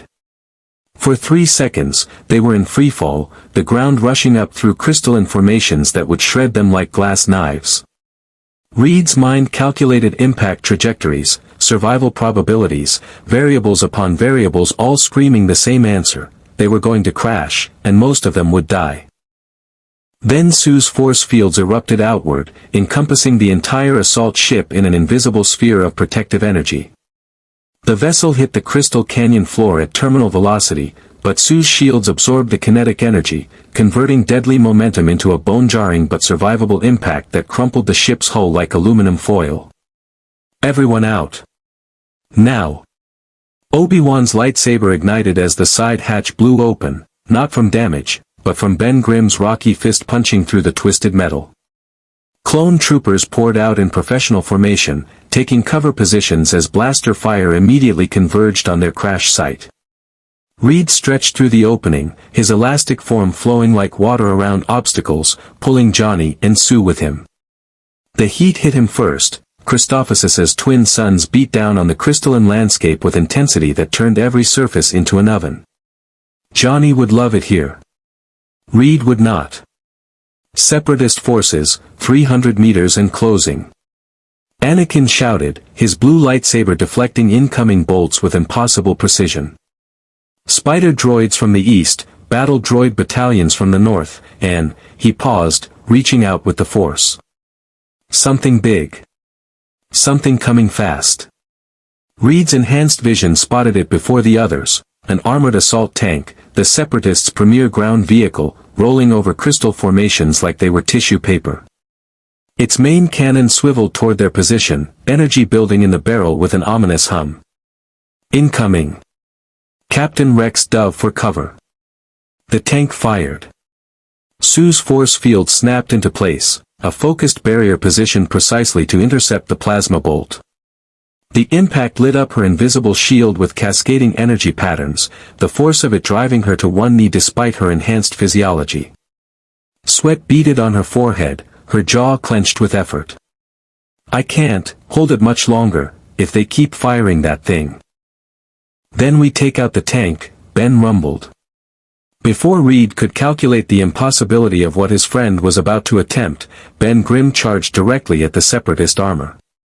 Blaster bolts pinged harmlessly off his rocky hide as he crossed 300 meters of open ground in seconds, his massive form casting a long shadow across the crystalline landscape. The tank fired again, this time at point-blank range.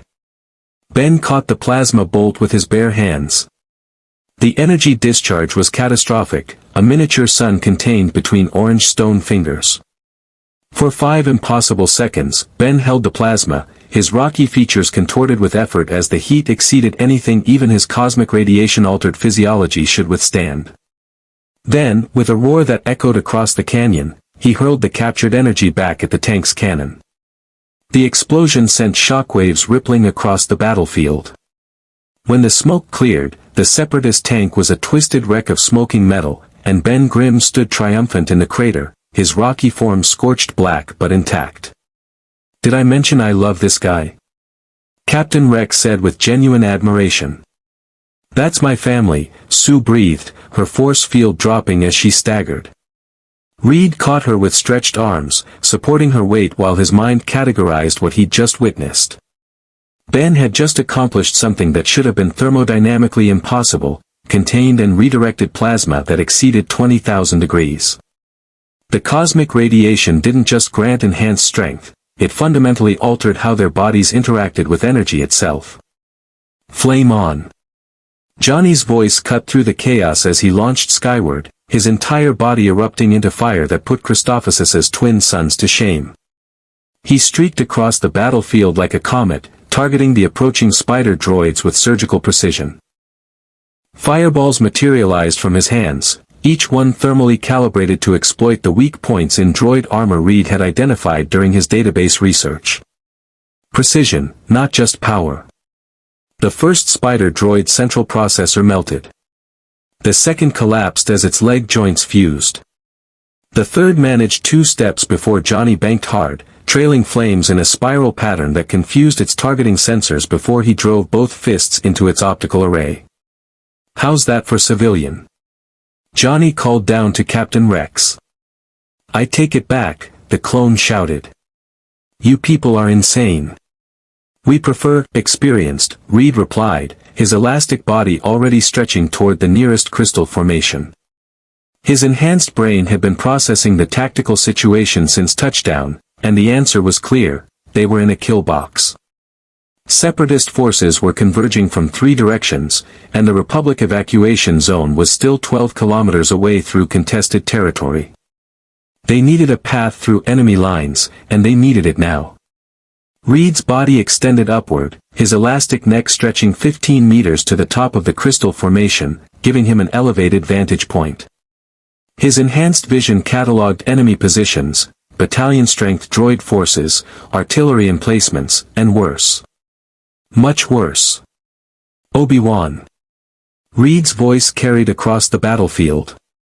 We have a problem. Just one. The Jedi Master deflected 3 blaster bolts with a single elegant sweep of his lightsaber, redirecting them back at their sources. Define problem. Droid gunships, incoming from the south. 6 of them. Reed's elastic body retracted rapidly as tracer rounds tracked toward his position. They're carrying what looks like orbital strike packages. If those reach the civilian evacuation zone, thousands die. Anakin's expression went dark.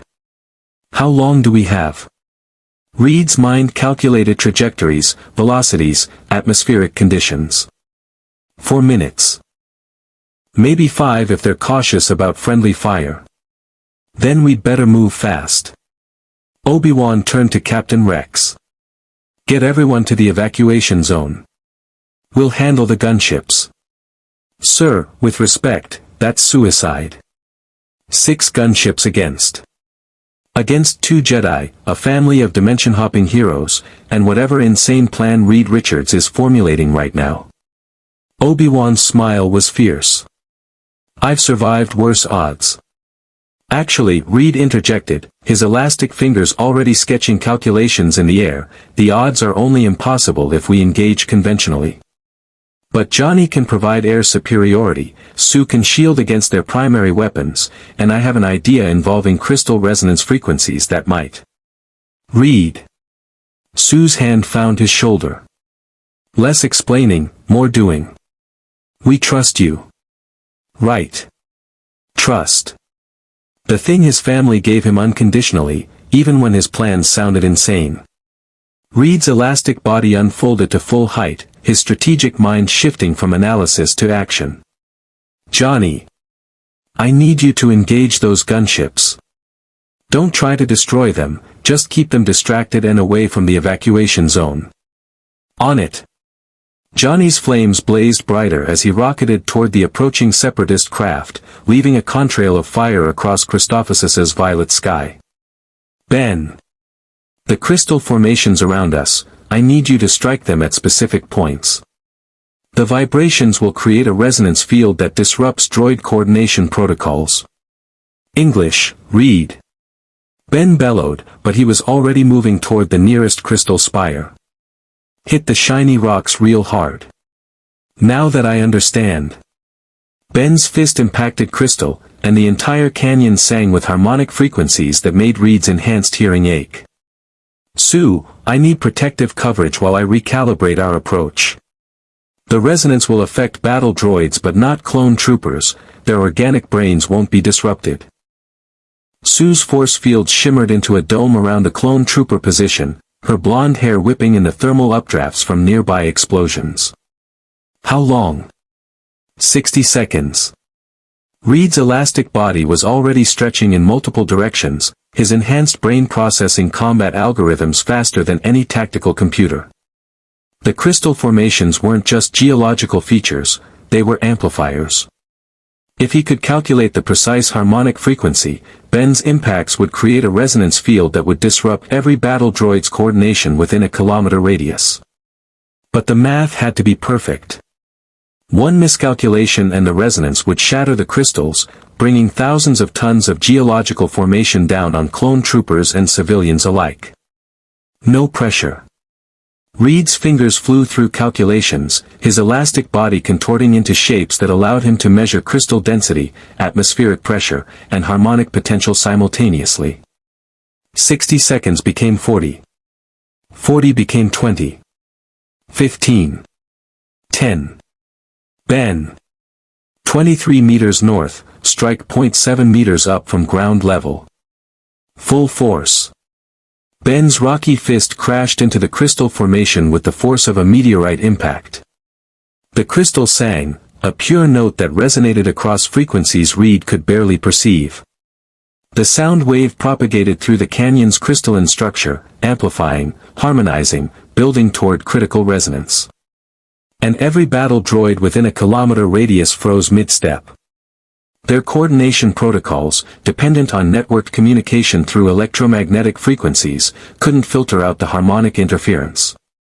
Thousands of droids simply stopped functioning, standing like metal statues across the battlefield. What did you do? Captain Rex stared at the sudden silence.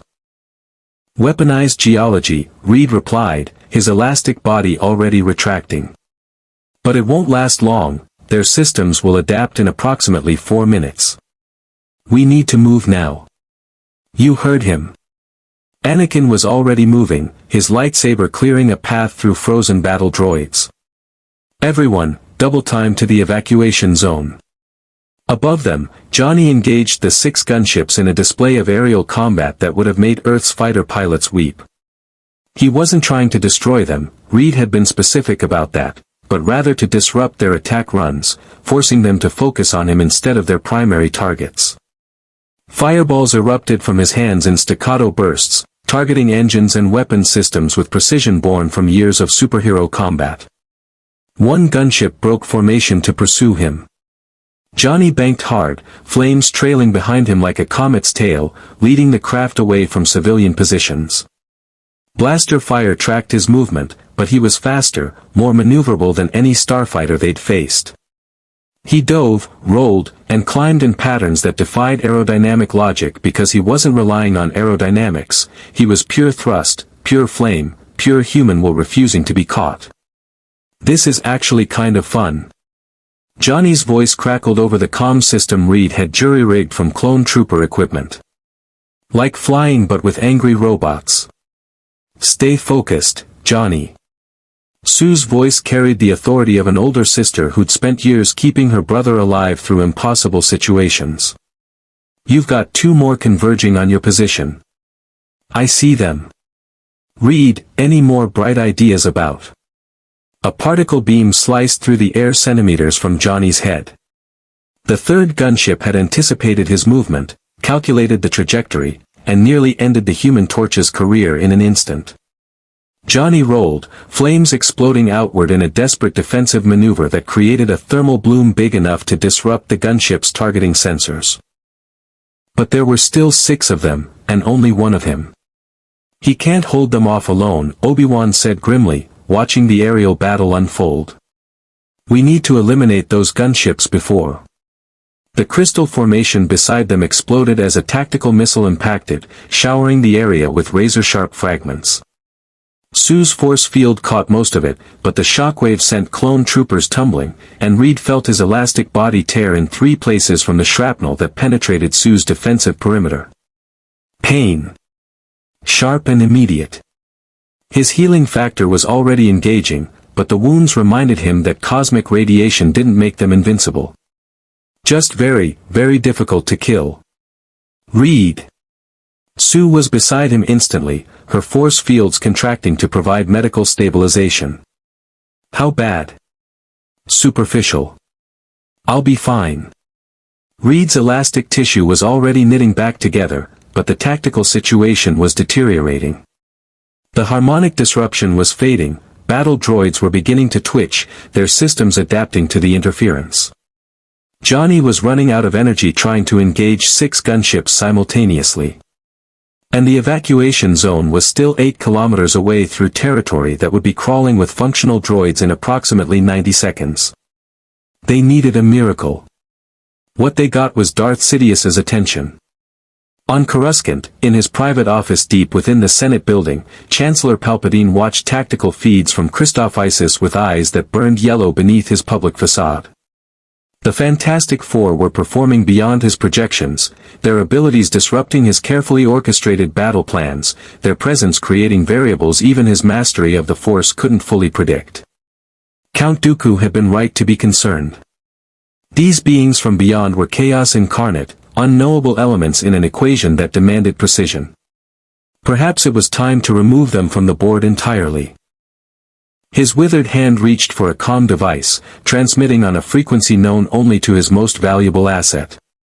Execute Contingency Protocol 7.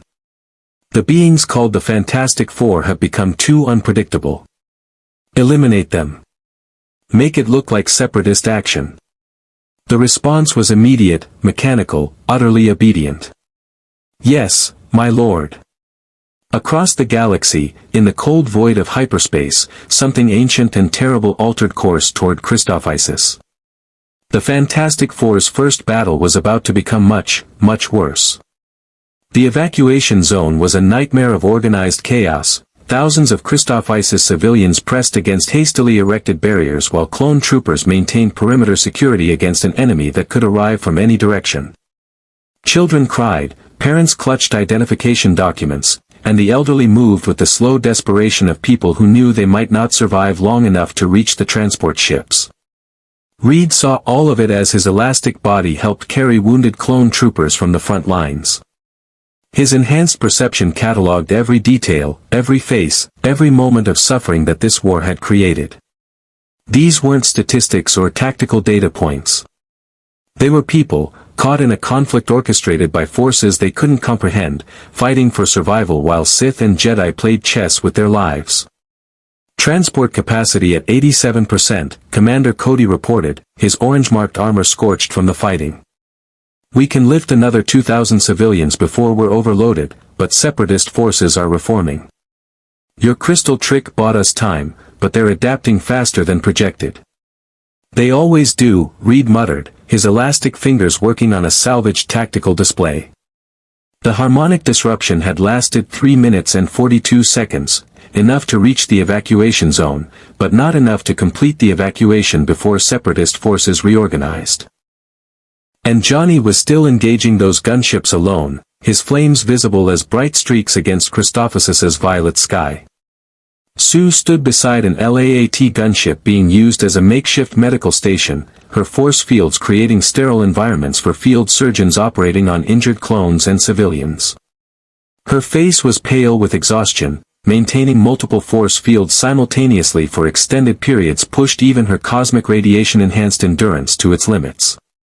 But she didn't falter, didn't complain, just kept saving lives one invisible barrier at a time. Ben had appointed himself as mobile fortification, his rocky body positioning at the evacuation zone's most vulnerable approach vector. Any battle droids that made it past clone trooper fire lines found themselves introduced to 2 tons of orange stone moving at considerable velocity. The thing was in his element, no moral ambiguity, no complex politics, just straightforward protection of innocence. Reed envied that clarity. Reed! Obi-Wan's voice cut through the chaos. We have a problem. Another one? Reed's elastic neck stretched to see what the Jedi Master was pointing at, and his enhanced vision confirmed his worst tactical fears. The 6 gunships Johnny had been fighting had broken off their engagement. Instead of pursuing the Human Torch, they were now converging on the evacuation zone in a coordinated attack formation. They're going to level this entire area, Anakin said, his mechanical hand clenching around his lightsaber hilt. Civilian casualties will be catastrophic. Not if we stop them. Reed's brilliant mind was already calculating angles, trajectories, the precise positioning required for what he was about to propose. Sue, I need you to create the largest force field you've ever made. Dome configuration, covering the entire evacuation zone. Sue's eyes widened. Reed, that's impossible. The energy requirements alone would. I know the math, Sue. I'm asking anyway. She looked at him, really looked at him, and saw what he wasn't saying. This was the moment. The test of whether their cosmic radiation powers, evolved and refined over years of superhero work, could operate at a scale that mattered in a galactic war. Whether the Fantastic Four could be more than anomalies, more than dimensional refugees. Whether they could be heroes here, too. Okay, Sue breathed. But if I pass out, you're carrying me to the transport. Deal. Sue Storm closed her eyes, centered herself in ways the Jedi might recognize as meditation if they understood how she accessed her powers. Her cosmic radiation didn't come from the Force, it was something older, something that existed in the fundamental fabric of her home universe. But here, in this galaxy, that radiation resonated with something. Johnny had felt it during his flare-up. Now Sue reached for that resonance deliberately. Her force fields erupted outward. Invisible energy expanded from her position in a perfect hemisphere, growing larger with each heartbeat. 100 meters. 200. 500. The strain on her face was immediate and terrible, veins standing out on her forehead, her entire body trembling with effort as she pushed her abilities beyond any limit she'd tested before. The force field kept growing. 1 kilometer. 1.5. Sue. Reed stretched toward her, ready to catch her if she collapsed. "I've got it." Her voice was barely a whisper, but the determination in it was absolute. "Just tell me when." Reed's elastic vision tracked the approaching gunships. They'd noticed the expanding force field, recognized it as a threat, and were accelerating their attack run. Weapons charging, targeting systems locked. In 15 seconds, they'd be in firing range. 10 seconds. 5. "Now, Sue. Hold it now." The force field solidified at precisely 1.7 kilometers in diameter, an invisible dome encompassing the entire evacuation zone, every civilian, every clone trooper, every member of the Fantastic Four. Through it, Reed could see the approaching gunships, their weapons glowing with charged plasma. They fired. 6 orbital strike packages hit Sue's force field simultaneously, enough destructive power to level a city block, to kill thousands, to end the evacuation in fire and screaming. The impact lit up the invisible barrier like lightning caught in glass, cascading energy patterns revealing the dome's structure for one brilliant moment. Sue screamed. But the force field held. The plasma dissipated against her invisible barrier, redirected harmlessly into the upper atmosphere. The gunship circled, confused, their tactical programming unable to comprehend a defensive system that had no technological signature, no energy emissions they could target. "Impossible," Commander Cody breathed. "Those were ship-killer ordnance. Nothing could withstand."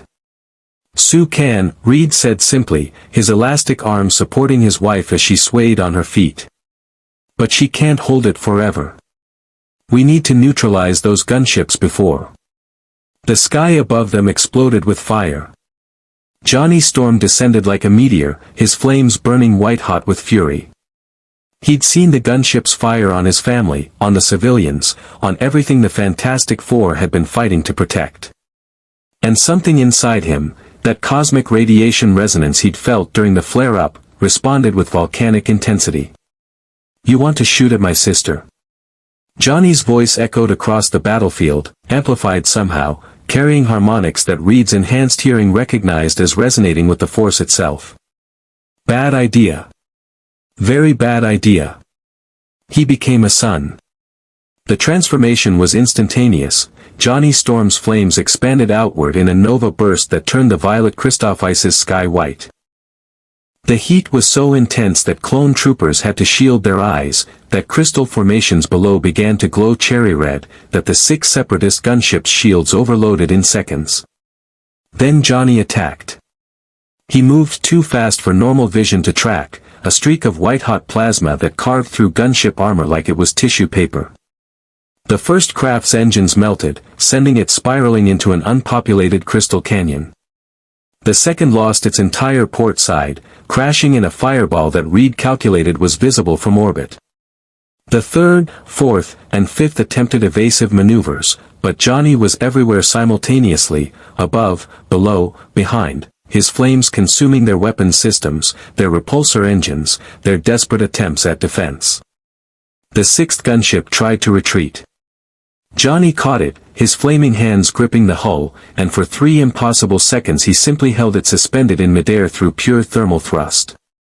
Then, with a roar that would echo in separatist tactical reports for months, he hurled the entire gunship into a distant rock formation. The explosion was visible for 50 kilometers. When the flames finally dimmed and Johnny descended back to the evacuation zone, his usual cocky grin was replaced by something harder, older.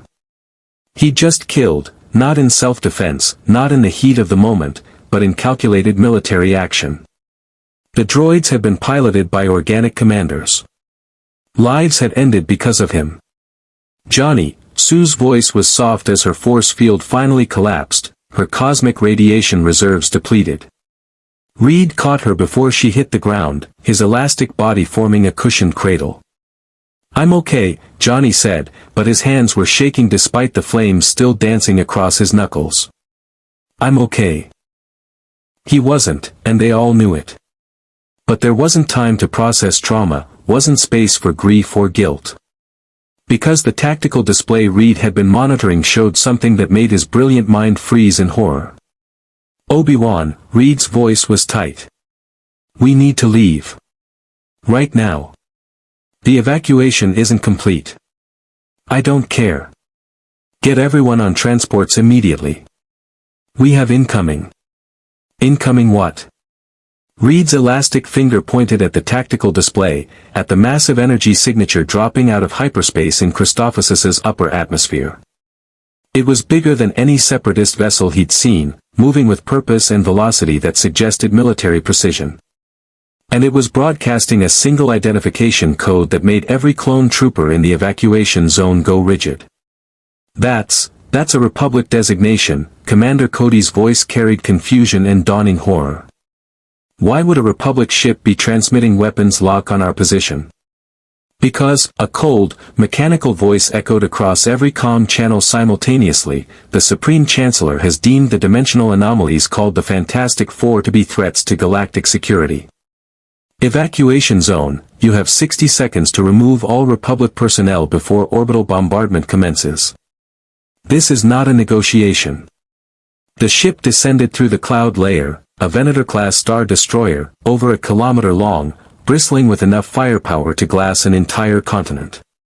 Its turbolaser batteries were already rotating into firing position, targeting computers locked on their coordinates. "They're going to kill everyone here," Anakin's voice was numb with disbelief. "Republic forces targeting Republic personnel and civilians because we're here," Sue finished, her expression breaking. "They're willing to massacre their own people just to eliminate us." "No," Reed's elastic body unfolded to its full height, his brilliant mind racing through scenarios, probabilities, desperate calculations. "Not if we leave. Commander Cody, you have 50 seconds to evacuate every civilian and clone trooper. Ben, help them load the transports. Sue, conserve your energy, you'll need it for what comes next. Johnny. I'm not leaving you," Johnny said flatly. "You are. Because someone needs to make sure these people get away safely." Reed's elastic hand gripped his brother-in-law's shoulder. "I need you to be the hero who saves them, not the hero who dies with me." "Reed, what are you?" Sue struggled in his arms, but her depleted cosmic radiation reserves left her weak. No. No, we're not splitting up. That's not how we work. It is today." Reed's expression was gentle but absolute. "Obi-Wan, Anakin, get my family out of here. That's not a request. Mr. Richards," Obi-Wan's lightsaber ignited, "I don't know what you're planning, but I'm planning to surrender." Reed's voice carried across the evacuation zone with absolute clarity. "That ship wants the Fantastic Four. It gets me. One member, non-combatant, willing to come peacefully. That should be enough to satisfy whoever ordered this atrocity." "Reed, no." Ben's rocky form was already moving toward him, but Reed's elastic body stretched upward, rising 15 meters into the air, making himself visible to the Star Destroyer above. "This is Reed Richards of the Fantastic Four." His voice, somehow amplified through principles of elastic resonance he was inventing in real time, carried up to the descending warship. "I'm surrendering myself to Republic custody. Cease fire and I'll come aboard peacefully. These civilians have nothing to do with our presence here." For 5 heartbeats, nothing happened. The Star Destroyer continued its descent, weapons still charged, targeting computers still locked. Then, that mechanical voice, "Surrender accepted. You have 2 minutes to board a shuttle. All other Fantastic Four members and Republic forces will evacuate immediately. Any deviation from these terms results in immediate orbital bombardment." "Reed." Sue was crying now, her force fields flickering weakly as she tried to reach him. "Don't do this. We'll find another way. There is no other way." Reed's elastic body descended, and he pulled his wife into an embrace that had sustained them through 20 years of impossible choices. "Sue, you're the strongest person I know. Get our family home. Find a way back to our dimension. And when you do, tell Franklin his father loved him more than physics, more than discovery, more than anything except the family we built together." He kissed her, and it tasted like goodbye. Then Reed Richards stretched toward the approaching shuttle, a sleek black craft that bore no Republic markings, and boarded alone. The shuttle sealed behind him, and the last thing Reed saw before it ascended was his family's faces, Sue weeping, Johnny's flames erupting in helpless rage, Ben's rocky features cracking with emotions too large for stone to contain. And Obi-Wan Kenobi, his lightsaber still ignited, his expression promising that this betrayal would not be forgotten. The Star Destroyer departed with Reed Richards in custody, leaving behind an evacuation zone that had become a monument to the brutal calculus of war. One life for thousands. The math was sound. But as Sue Storm collapsed into her brother's arms, her force fields dissipating completely, the Fantastic Four learned what the people of this galaxy had known for 3 years. In war, victory and tragedy were often the same thing. The interrogation chamber was sterile, cold, and deliberately designed to break prisoners through sensory deprivation. Reed Richards sat in a chair bolted to the floor, his elastic wrists bound by energy restraints calibrated to his unique physiology. The room was 3 meters by 3 meters, perfectly cubic, with walls that absorbed sound and reflected no light beyond a single overhead fixture. Classic isolation technique, deprived the subject of external stimuli, forced them to confront only their own thoughts until desperation made them compliant. It wouldn't work on Reed. His enhanced brain could entertain itself indefinitely with mathematical problems, dimensional theories, and engineering challenges. He'd already calculated 17 escape scenarios, mapped the ship's probable layout based on gravitational fluctuations and engine vibrations, and determined they were no longer in the Christophsis system based on the subtle shift in hyperspace harmonics. What troubled him wasn't the isolation. It was the silence. No interrogation. No demands. No contact whatsoever for what his internal chronometer estimated at 6 hours and 43 minutes. That suggested either incompetence, unlikely given the precision of their extraction, or deliberate strategy. They were waiting for something. Or someone. The door opened with a pneumatic hiss. The figure who entered wore black robes that absorbed light, a hood obscuring most of their features. But Reed's enhanced vision caught details, the way they moved with predatory grace, the yellow tint to eyes barely visible beneath the hood, and most tellingly, the curved lightsaber hilt at their belt. Not the standard Jedi cylinder, but something older, more elegant. "Mr. Richards." The voice was cultured, aristocratic, and Reed recognized it immediately from holographic recordings. "Forgive the accommodations. The Supreme Chancellor wanted to ensure you were secure." "Count Dooku." Reed's elastic body remained perfectly still, but his mind was racing. "Interesting. You're supposed to be the Separatist leader, yet you're on a Republic Star Destroyer that just committed what amounts to a war crime against Republic personnel. That suggests the Jedi's claims about Sith manipulation run deeper than I realized." Dooku's lips curved into a smile as he lowered his hood, revealing silver hair and a face that had seen centuries of manipulation refined into art. "Very good. Most beings require significantly more time to grasp the scope of our design. But then, you're not most beings, are you? A genius from another dimension, possessing abilities the Force cannot predict or control. You've become quite the problem, Mr. Richards." "For which side? Or are the sides exactly the problem, that there aren't really two factions, just one massive manipulation? Now you're beginning to understand."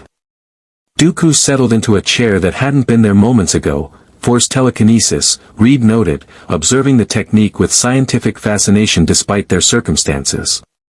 "The Clone Wars are not what they appear. The Republic and the Separatists are both pawns in a much larger game.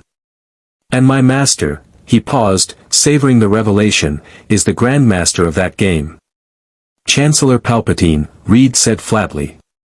That's the only scenario that makes logical sense. He's positioned to benefit from both sides of the conflict, has authority over Republic military assets, and could order a Star Destroyer to commit atrocities without triggering command structure alarms. He's the Sith Master the Jedi have been searching for, hiding in plain sight.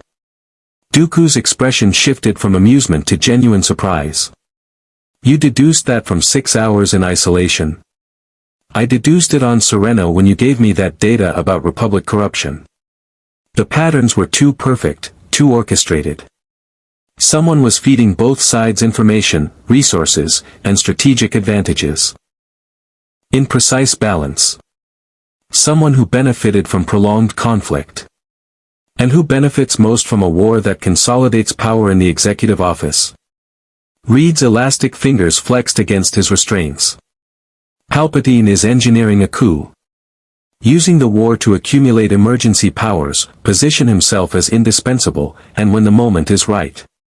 He'll eliminate the Jedi, dissolve the Senate, and transform the Republic into something far more efficient.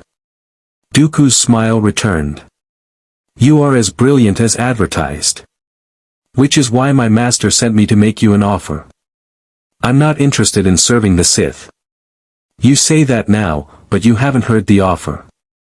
Dooku stood, beginning to pace in the small chamber.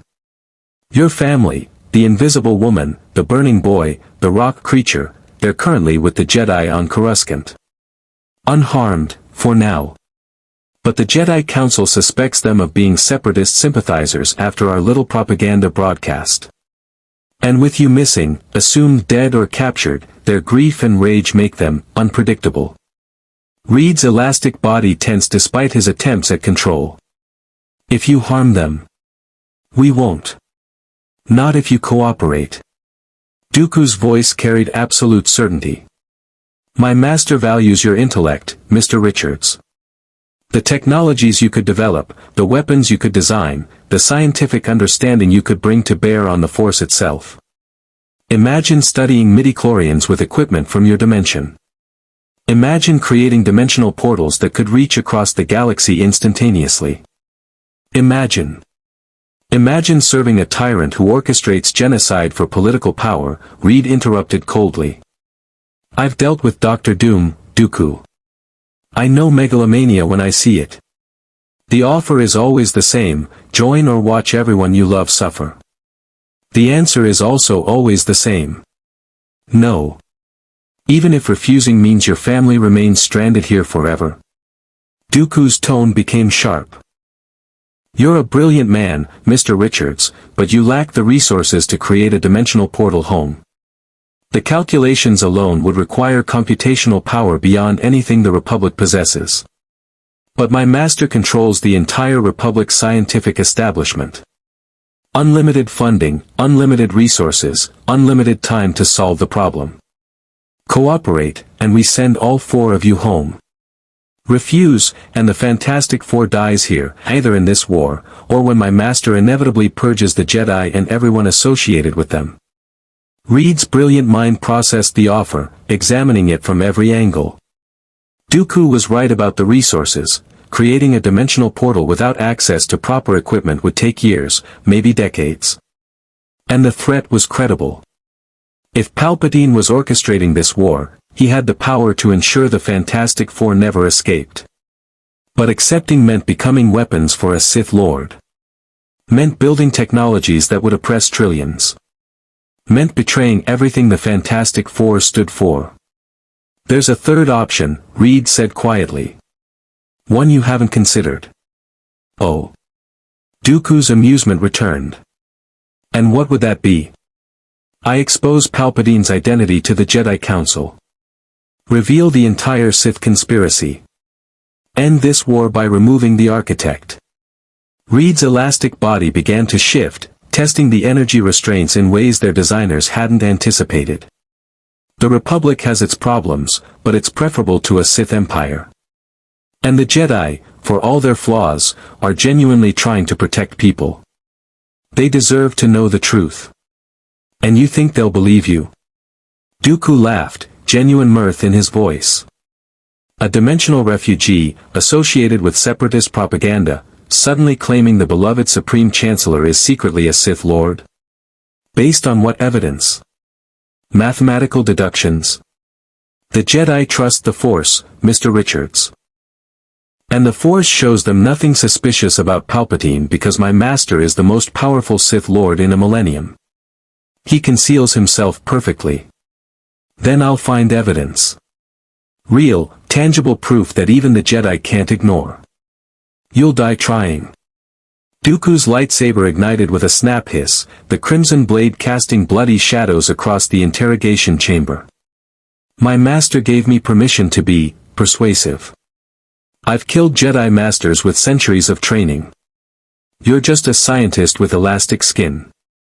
Reed's elastic body stretched impossibly fast, dislocating his wrists from the energy restraints through a technique that would have shattered normal human bones. He flowed across the floor like water, reforming beside the door, his enhanced brain calculating Dooku's probable attack vectors. I'm a scientist, Reed agreed, who's fought Galactus. Dooku struck, his lightsaber moving in forms perfected over 80 years of Jedi and Sith training, each strike calculated to kill. But Reed's elastic body didn't fight conventionally. He stretched, compressed, contorted in ways that made conventional combat useless. The lightsaber passed through spaces Reed no longer occupied, his elastic form flowing around strikes that would have bisected normal opponents. Impressive, Dooku admitted, adjusting his technique to account for Reed's unique physiology. But you can't escape. This ship has 6,000 personnel, all loyal to my master. And I haven't even begun to use the Force. Reed felt it before he saw it, the invisible pressure of telekinesis gripping his elastic body, attempting to crush his internal organs despite his altered physiology. The pain was immediate and catastrophic, his enhanced nervous system transmitting agony that would have killed a normal human.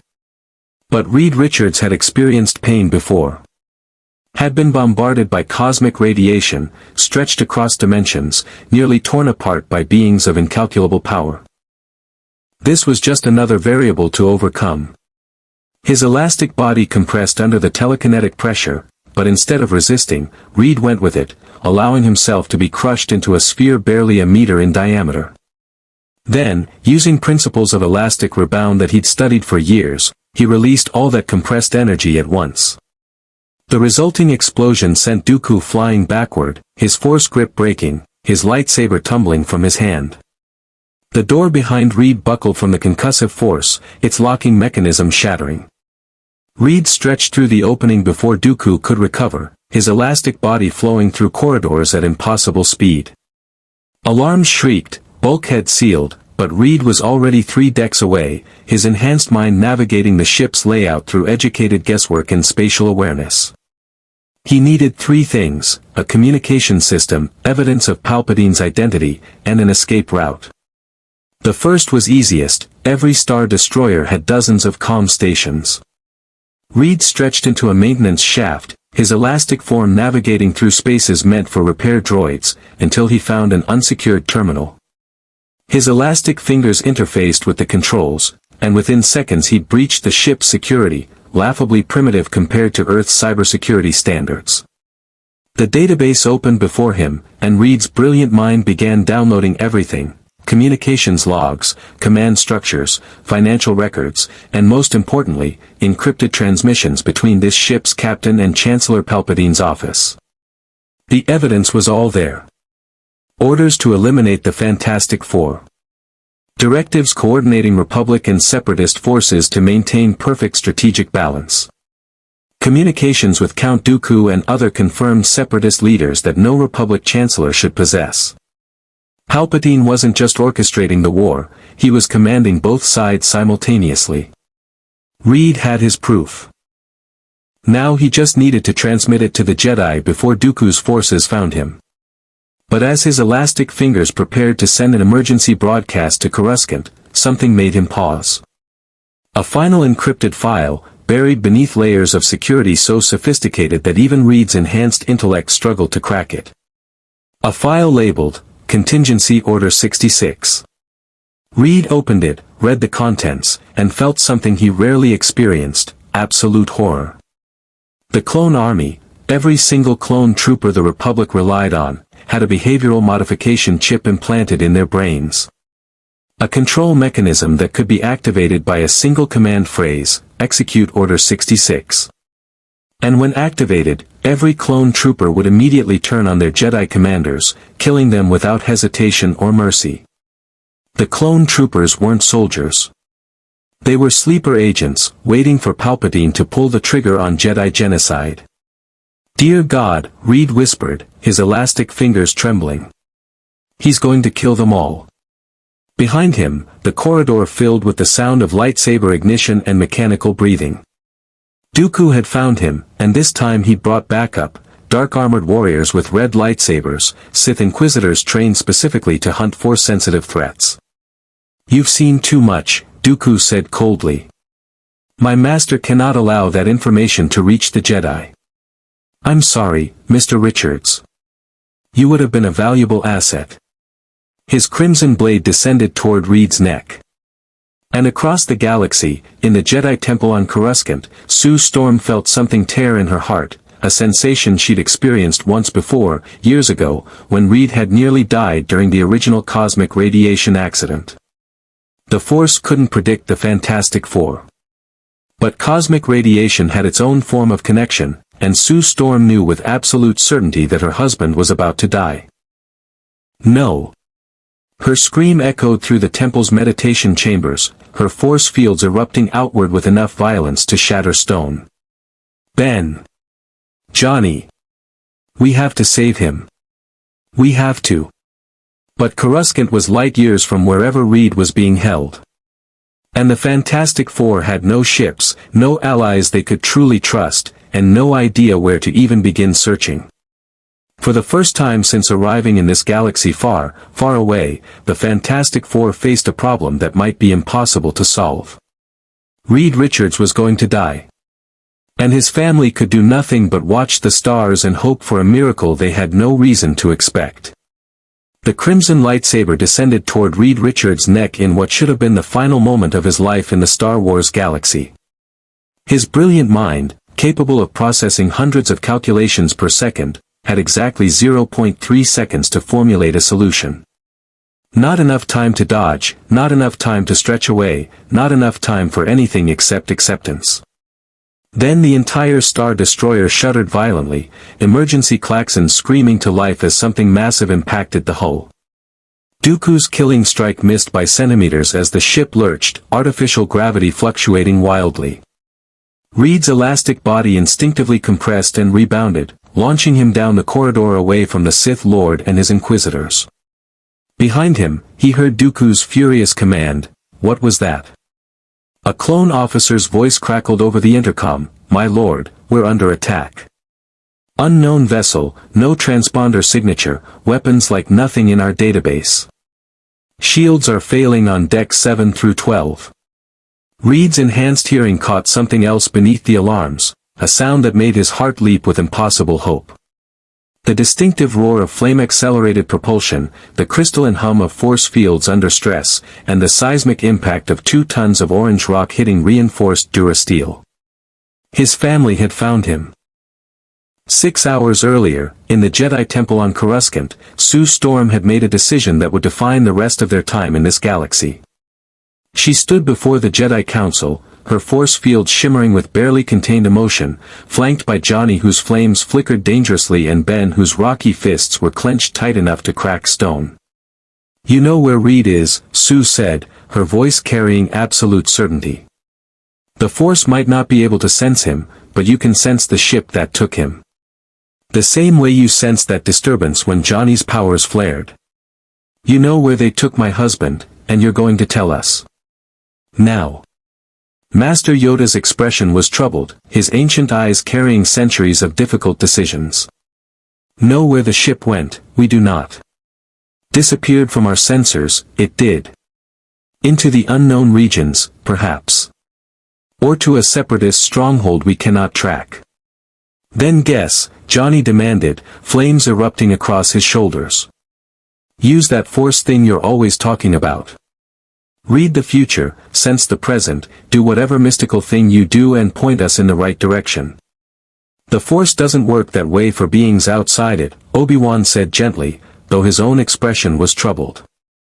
The Jedi Master had felt genuine respect for Reed Richards despite their brief acquaintance, and the betrayal from within the Republic's own military structure had shaken his faith in ways he was only beginning to process.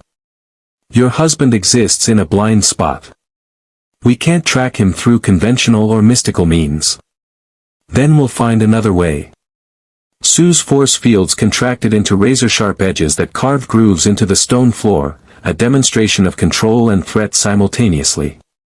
Ben, Johnny, and I will tear apart every separatist installation in this galaxy if we have to. Starting with Count Dooku's palace on Sereno. That would be suicide, Mace Windu said flatly.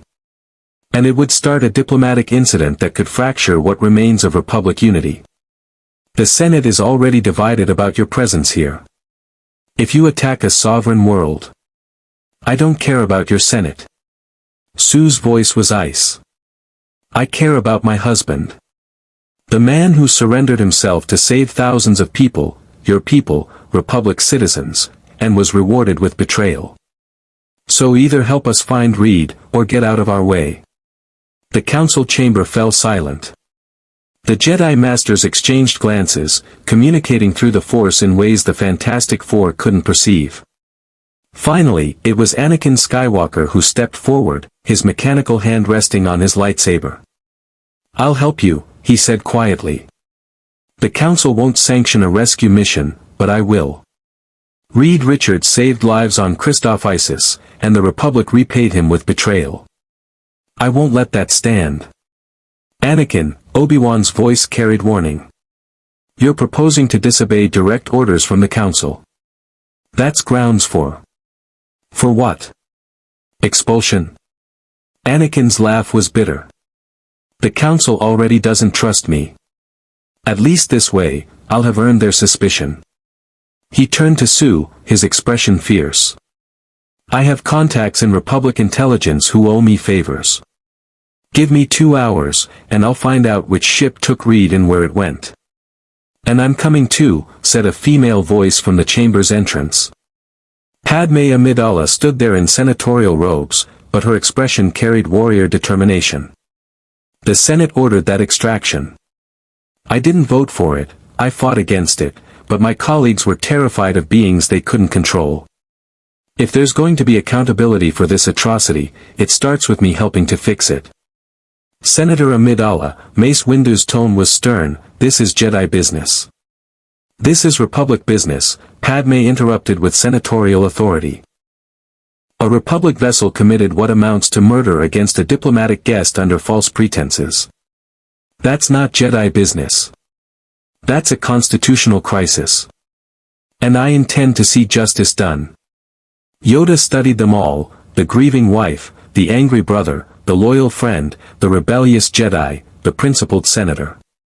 His ears twitched, and something like approval flickered across his ancient face. Stop you, we could, Yoda said slowly. Arrest you, imprison you, prevent this rescue attempt. The cautious path, that would be. The safe path. He paused, his walking stick tapping the floor. But safe, the Jedi have become. Cautious. Afraid to act without council approval, afraid to trust our hearts. Perhaps, his eyes fixed on Sue. Perhaps beings from beyond, who know nothing of our caution, can remind us what it means to be Jedi. What it means to fight for what is right, not what is sanctioned. Master Yoda, Mace Windu's voice carried shock, you're not seriously suggesting we authorize. Authorize, I do not, Yoda interrupted firmly. But prevent, I will not. Young Skywalker, help them, you will. Senator Amidala, your diplomatic credentials, provide them. And the rest of us? He looked at the assembled council. See nothing, we did. Know nothing, we do. If questioned, say only that beings outside the Force make their own choices. And we cannot stop what we cannot sense. Sue's force fields flickered and died as relief flooded through her. Thank you. Thank us not, Yoda warned. Survive this, you may not. But die trying to save the one you love. The Force itself could ask nothing more noble. Anakin's intelligence contacts delivered.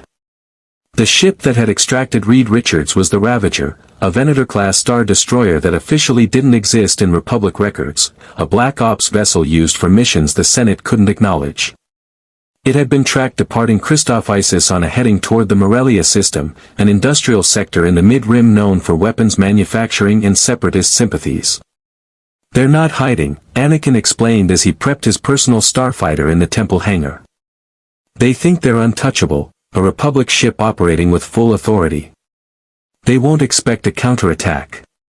Then they're idiots, Ben rumbled, his rocky form barely fitting in the cargo transport Padme had requisitioned through senatorial privileges. You don't kidnap one of the Fantastic Four and expect the others to just sit quiet. How are we even going to find Reed once we reach the ship? Johnny asked, his flames unconsciously flickering with anxiety. That thing's huge, over 1 kilometer long, 6,000 crew. We can't search every compartment. We don't have to search, Sue said quietly, her hands pressed against the transport's hull. Her force fields extended outward, invisible sensors probing the space around them. I can feel him. Not through your force, but through something older. Cosmic radiation creates bonds between us, quantum entanglement at the subatomic level. Reed theorized about it years ago, but we've never tested it across this kind of distance. Her eyes closed, concentrating. But I feel him. He's afraid. In pain. And he's discovered something that terrifies him worse than his own death. Then we'd better hurry, Anakin said grimly, his starfighter launching from the hangar with the transport close behind. Because if Reed Richards is terrified, that means whatever he found is galaxy-threatening. The journey to Morelia took 4 hours through hyperspace, 4 hours of Sue maintaining that tenuous connection to her husband, Ben checking and rechecking his rocky fists as if they might fail him, Johnny burning off nervous energy with controlled flame bursts in the cargo hold, and Anakin flying with a focus that bordered on meditation. Padme spent those hours drafting a formal complaint to the Senate about illegal military operations, constitutional violations, and abuse of emergency powers. Documentation that would be meaningless if they all died, but might matter if they survived. They dropped out of hyperspace to find the Ravager in low orbit over Morelia, its weapons systems powered down, its shields at minimum, a ship so confident in its authority that it hadn't bothered with combat readiness. That's about to change, Johnny grinned, his entire body erupting into supernova-level flames. Sue, when I say, now, drop the transport's rear hatch. I'm going to introduce myself. Johnny, the vacuum of space, Padme started. Won't kill me, Johnny interrupted. Heat doesn't dissipate in vacuum the same way, and I don't need oxygen when I'm fully flamed on. Trust me, Senator. I've fought in space before. Sue's force field surrounded her brother, and when she dropped the hatch, Johnny Storm launched himself at the Ravager like a missile made of star stuff. He crossed the distance between transport and Star Destroyer in seconds, his flames burning white-hot as he impacted the hull with enough force to buckle durasteel armor. The ship's shields activated, too late. Johnny was already inside their defensive perimeter, his flames cutting through hull plating like a plasma torch, carving an entrance that vented atmosphere and caused immediate hull breach alarms throughout the vessel. Breach on Deck 9, a panicked voice echoed over the Ravager's emergency channels. Unknown hostile, extreme heat signature, shields ineffective. That's my cue, Ben said, and before anyone could stop him, he jumped out of the transport with no protection except his rocky hide.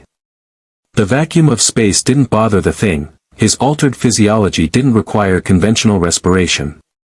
He simply fell toward the Ravager, building momentum, and crashed through the hull breach Johnny had created with enough force to crater the deck plating.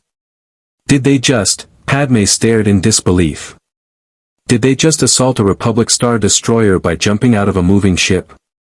Welcome to the Fantastic Four, Sue said, her force fields now extending to protect Padme and Anakin as she guided them through the breach.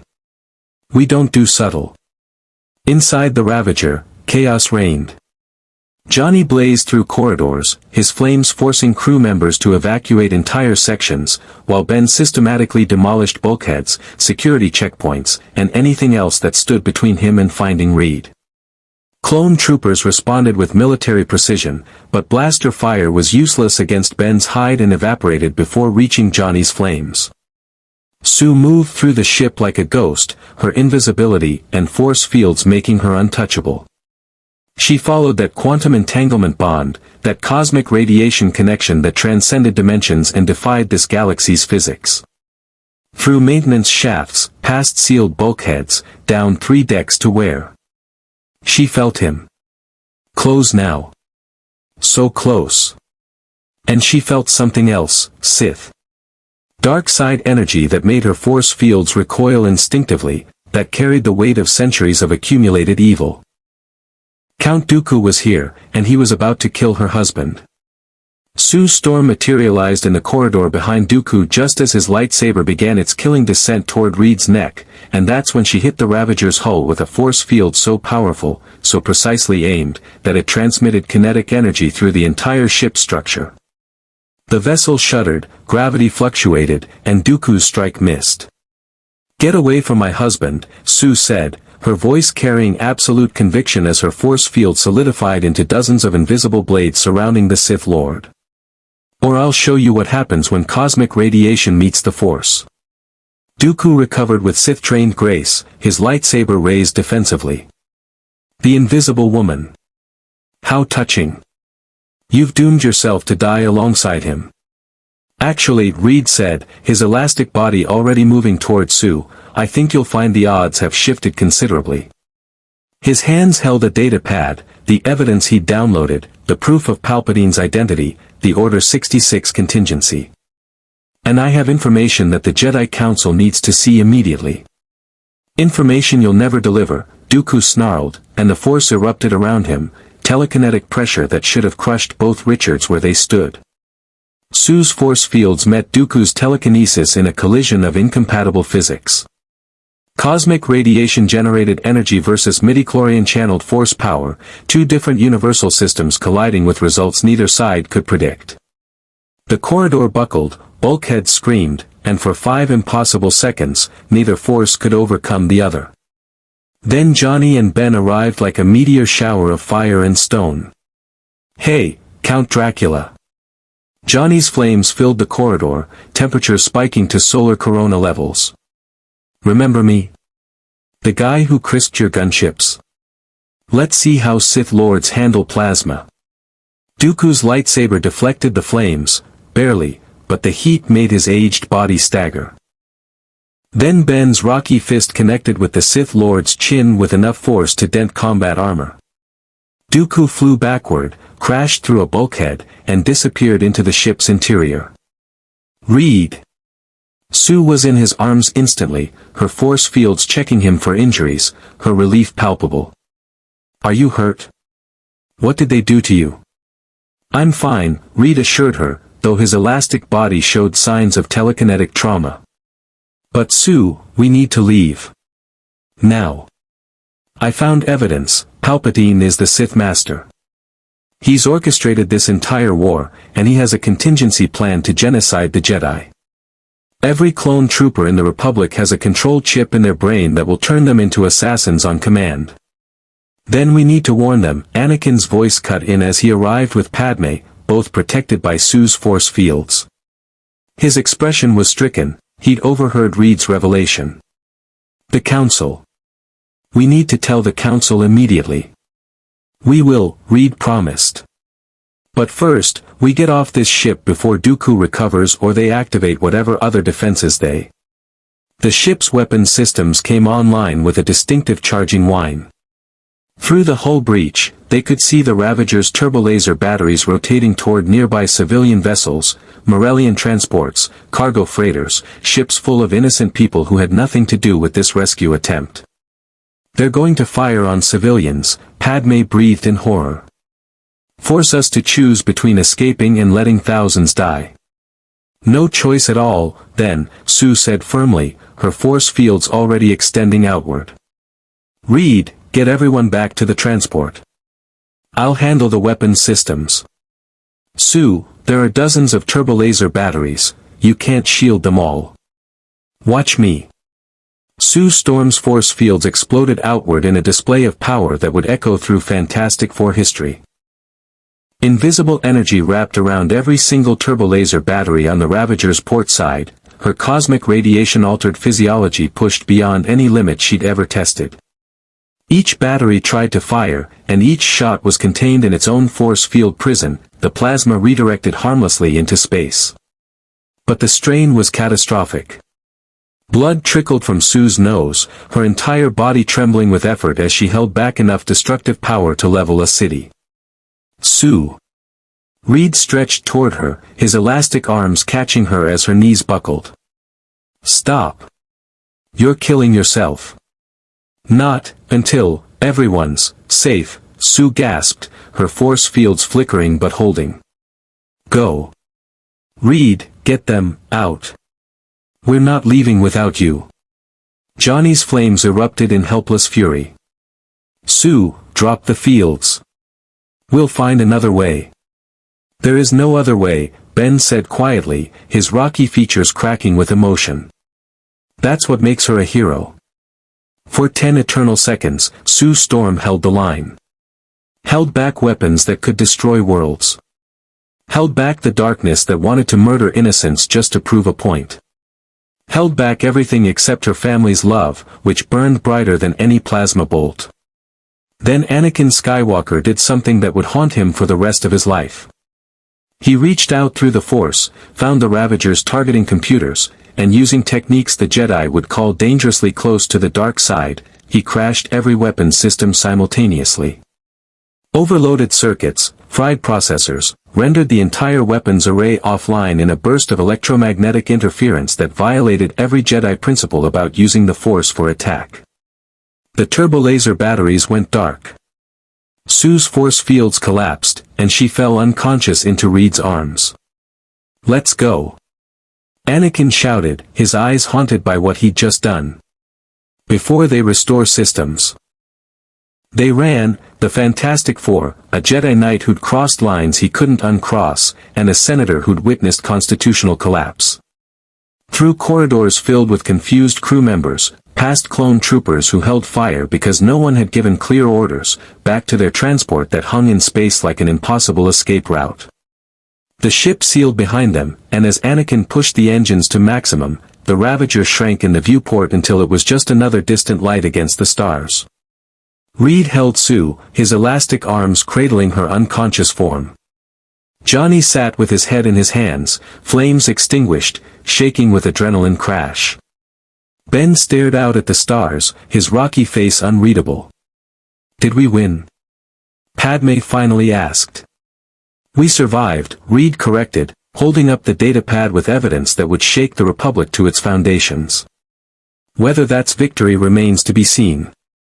In his arms, Sue Storm's eyes fluttered open. Her first words were characteristic, everyone's safe. Everyone's safe, Reed promised, and kissed her forehead. You saved us all. Again. Just, doing my job, Sue smiled weakly before unconsciousness reclaimed her. As their transport jumped to hyperspace, carrying proof of Sith conspiracy and the battered survivors of an impossible rescue, the Fantastic Four had no way of knowing that their actions had just accelerated galactic events toward a crisis point. On Coruscant, Chancellor Palpatine felt Reed Richards escape through the Force, a void in his carefully orchestrated plans, a variable that refused to be eliminated. His weathered hands clenched with barely contained fury. The Fantastic Four had become more than anomalies. They had become threats to his grand design. And threats, Darth Sidious had learned over 1,000 years of Sith history, must be eliminated before they could grow too powerful to control. Order 66 was still months away from activation. But for the Fantastic Four, the Dark Lord decided, exceptions could be made. The war was about to become very personal. The Jedi Council chamber had never felt so heavy with consequence.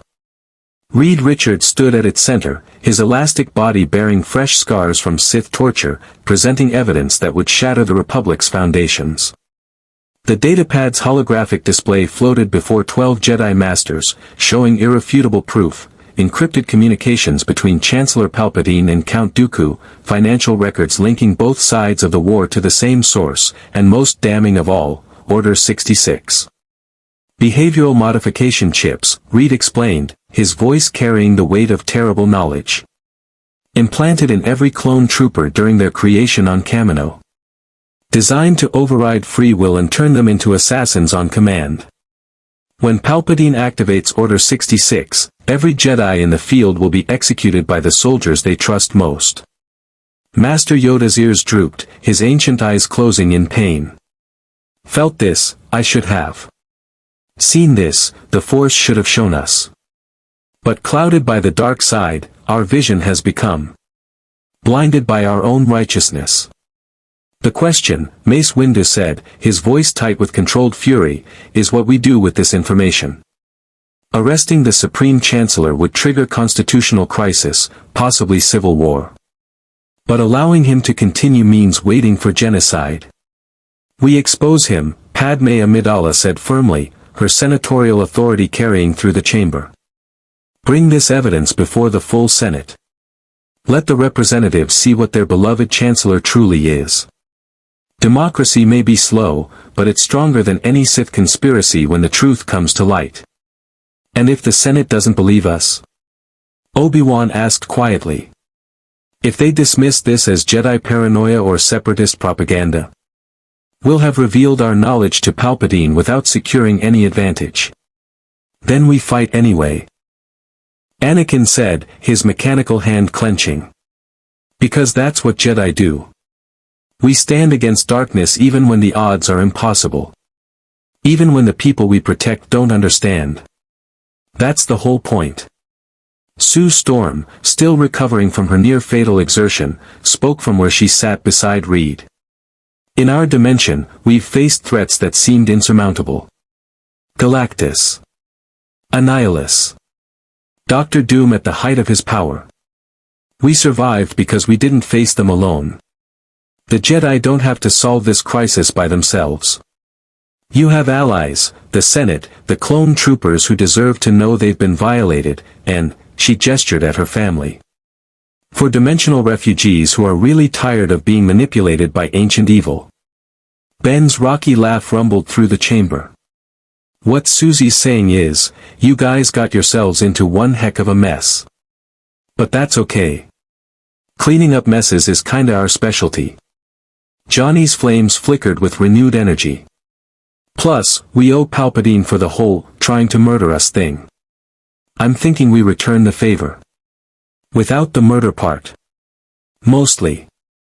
The Council deliberated in that wordless way Force users managed, centuries of Jedi tradition weighing against impossible circumstances. Finally, Master Yoda spoke. A debt, the Republic owes the Fantastic Four. Your help, we accept. But understand, you must, when Palpatine learns of this betrayal, hunted you will be. By clone troopers, by Sith assassins, by forces that span the galaxy. Safe, you will never be, until this war ends. Choose wisely. Reed looked at his family, Sue, whose force fields had held back planetary destruction, Johnny, whose flames burned bright enough to challenge gunships, Ben, whose loyalty was as unbreakable as his stone hide. They'd come to this galaxy by accident, been caught in a war they didn't understand, and somehow become symbols in a conflict that predated their arrival by years. But they were still the Fantastic Four. Still heroes. Still bound by the conviction that with great power came the responsibility to help those who couldn't help themselves. We choose to fight, Reed said simply. Not for the Republic or the Jedi. Not for the Separatists or the Sith. We fight for the millions of people caught between your war machines, the civilians who just want to live their lives without becoming casualties of someone else's ideology. And maybe, Sue added with a slight smile, while we're saving the galaxy, Reed can figure out how to get us home. He works better under pressure anyway. Technically, the dimensional calculations require resources I don't currently have access to, Reed began, his scientific mind unable to resist correction. The quantum harmonics alone would need. Reed. Sue's hand found his. Later. First, we stop Space Hitler. Then you can science us home. Fair enough. Master Yoda rose from his chair, his walking stick tapping across the stone floor until he stood before the Fantastic Four. Despite his diminutive size, his presence filled the chamber, 900 years of wisdom, loss, and stubborn hope refusing to surrender to darkness. Welcome to the Clone Wars, you are. Strange allies you make, beings from beyond the Force, following principles we forgot. Perhaps, his ancient eyes gleamed with something like mischief. Perhaps the will of the Force, this is. Send us beings untouched by our failures, uncorrupted by our politics. Beings who remember what we have forgotten, that the simplest choice is often the right one. See evil, stop evil. See suffering, end suffering. Complicate things, we Jedi do. Simple, you remain. We're really not that simple, Johnny muttered. Reed's basically a walking physics textbook. Yet simple, your choices are, Yoda insisted. Help people. Yes. Stop evil. Yes. Protect family. Always. The rest, philosophy, politics, force meditation, unnecessary complications. Perhaps from you, we have much to learn.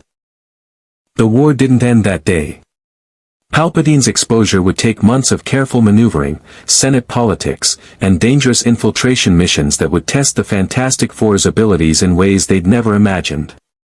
The Clone Wars would rage on, complicated now by the knowledge that both sides served the same master, that every battle was orchestrated theater for a Sith Lord's amusement. But something fundamental had shifted. The Jedi had allies who existed outside the Force's manipulation. The Republic had evidence of its Chancellor's treachery. And the Fantastic Four had found their purpose in a galaxy far from home.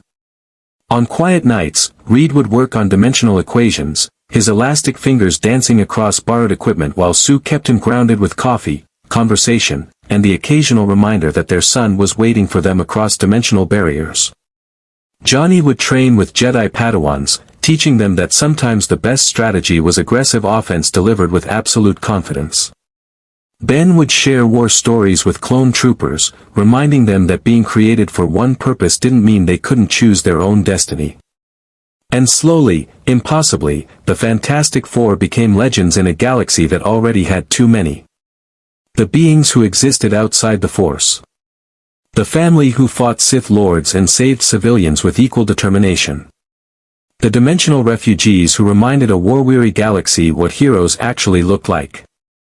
Years later, when historians would analyze the Clone Wars' end, the exposure of Palpatine, the dismantling of Order 66, the reformation that prevented Empire and preserved Republic, they would note a curious anomaly. For individuals whose presence in official records was sporadic, contradictory, and impossible to verify. Beings who appeared at crucial moments, tipped battles, and vanished before proper documentation could be filed. Some claimed they were Force users who transcended normal understanding.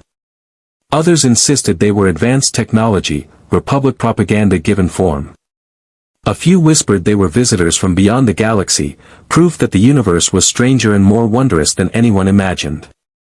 All of it was true. None of it mattered. What mattered was that Reed Richards eventually solved the dimensional equations. That Sue Storm's force fields protected thousands during the war's darkest moments.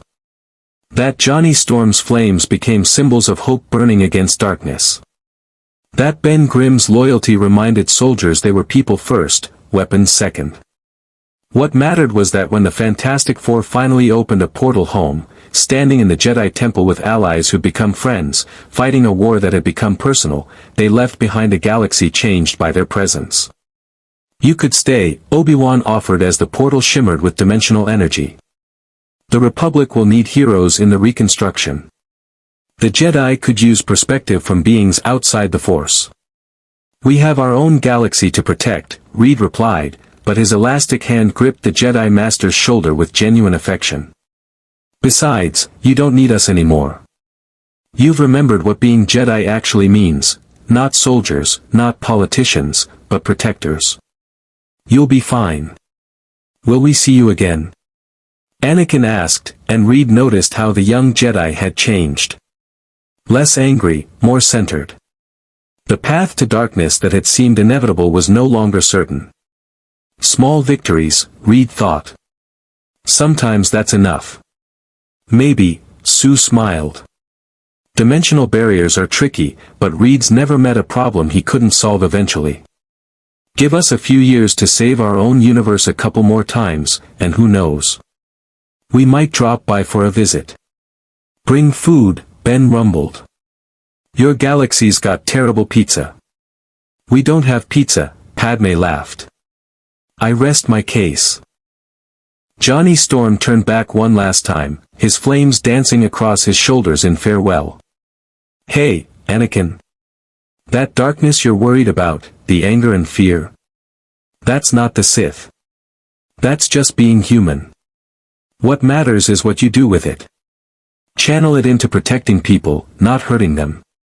You'll be okay. The portal widened, showing glimpses of the Baxter Building, of New York City, of a universe where the Force was myth and cosmic radiation was science. Home. After all the battles, all the trauma, all the impossible choices, home waited on the other side. The Fantastic Four stepped through together. Family united, as always. The portal collapsed, leaving the Jedi Temple silent except for the whisper of a Force breeze that carried impossible promise: they would return. Maybe not today, maybe not for years. But dimensional barriers were just another type of wall. And walls, the Fantastic Four had proven time and again, were meant to be broken. In the Baxter Building, 3 months after their disappearance by Earth time, Reed Richards documented everything. The Clone Wars, the Sith, the Force, hyperspace travel, lightsaber physics, and most importantly, proof that the multiverse existed, that other dimensions held entire galaxies of civilized life, and humanity was just one small part of an infinite cosmos.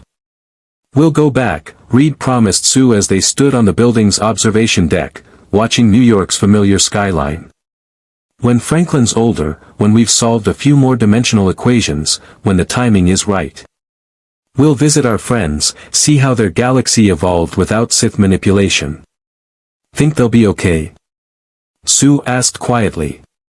They're Jedi, Reed smiled. They've survived for thousands of years. They'll adapt. Besides, we gave them something more valuable than tactical advantages or scientific knowledge. What's that? Hope. The knowledge that even when the Force itself is clouded, when ancient evils seem unstoppable, sometimes what you need is a family with cosmic powers and stubborn refusal to accept the impossible. Reed's elastic arm wrapped around Sue's shoulders. They'll remember that. And when things get dark, because things always get dark eventually, they'll remember 4-dimensional refugees who fought beside them anyway.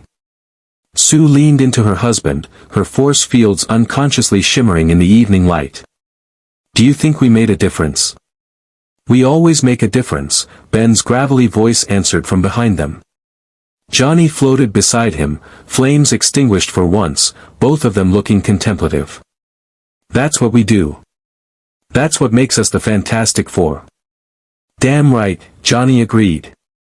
Though next time Reed opens a dimensional portal, can we aim for somewhere with less war? Maybe a nice beach dimension. Palm trees, sunshine, absolutely no Sith Lords. I'll see what I can do, Reed laughed. But they all knew the truth. The next crisis would come, the next impossible threat would emerge, and the Fantastic Four would answer. Because that's who they were, not because of cosmic radiation or superhuman abilities, but because when people needed help, you helped. Even if those people existed in a galaxy far, far away. Even if the Force itself couldn't predict your choices. Even if the cost was high and victory uncertain. You helped anyway. That was the real fantastic power, not stretching, not force fields, not flames or strength. It was the choice to stand up when standing up seemed impossible. To fight when fighting seemed futile. To believe that one family, working together, could change the universe. One crisis at a time. One life saved at a time. One act of heroism that echoed across dimensions, proving that some truths transcended reality itself. Love is stronger than fear. Hope burns brighter than darkness. And family, whatever form it takes, wherever it exists, is the most powerful force in any universe. The Fantastic Four had proven it in their own dimension countless times. And for one brief, impossible moment, they'd proven it in a galaxy far, far away.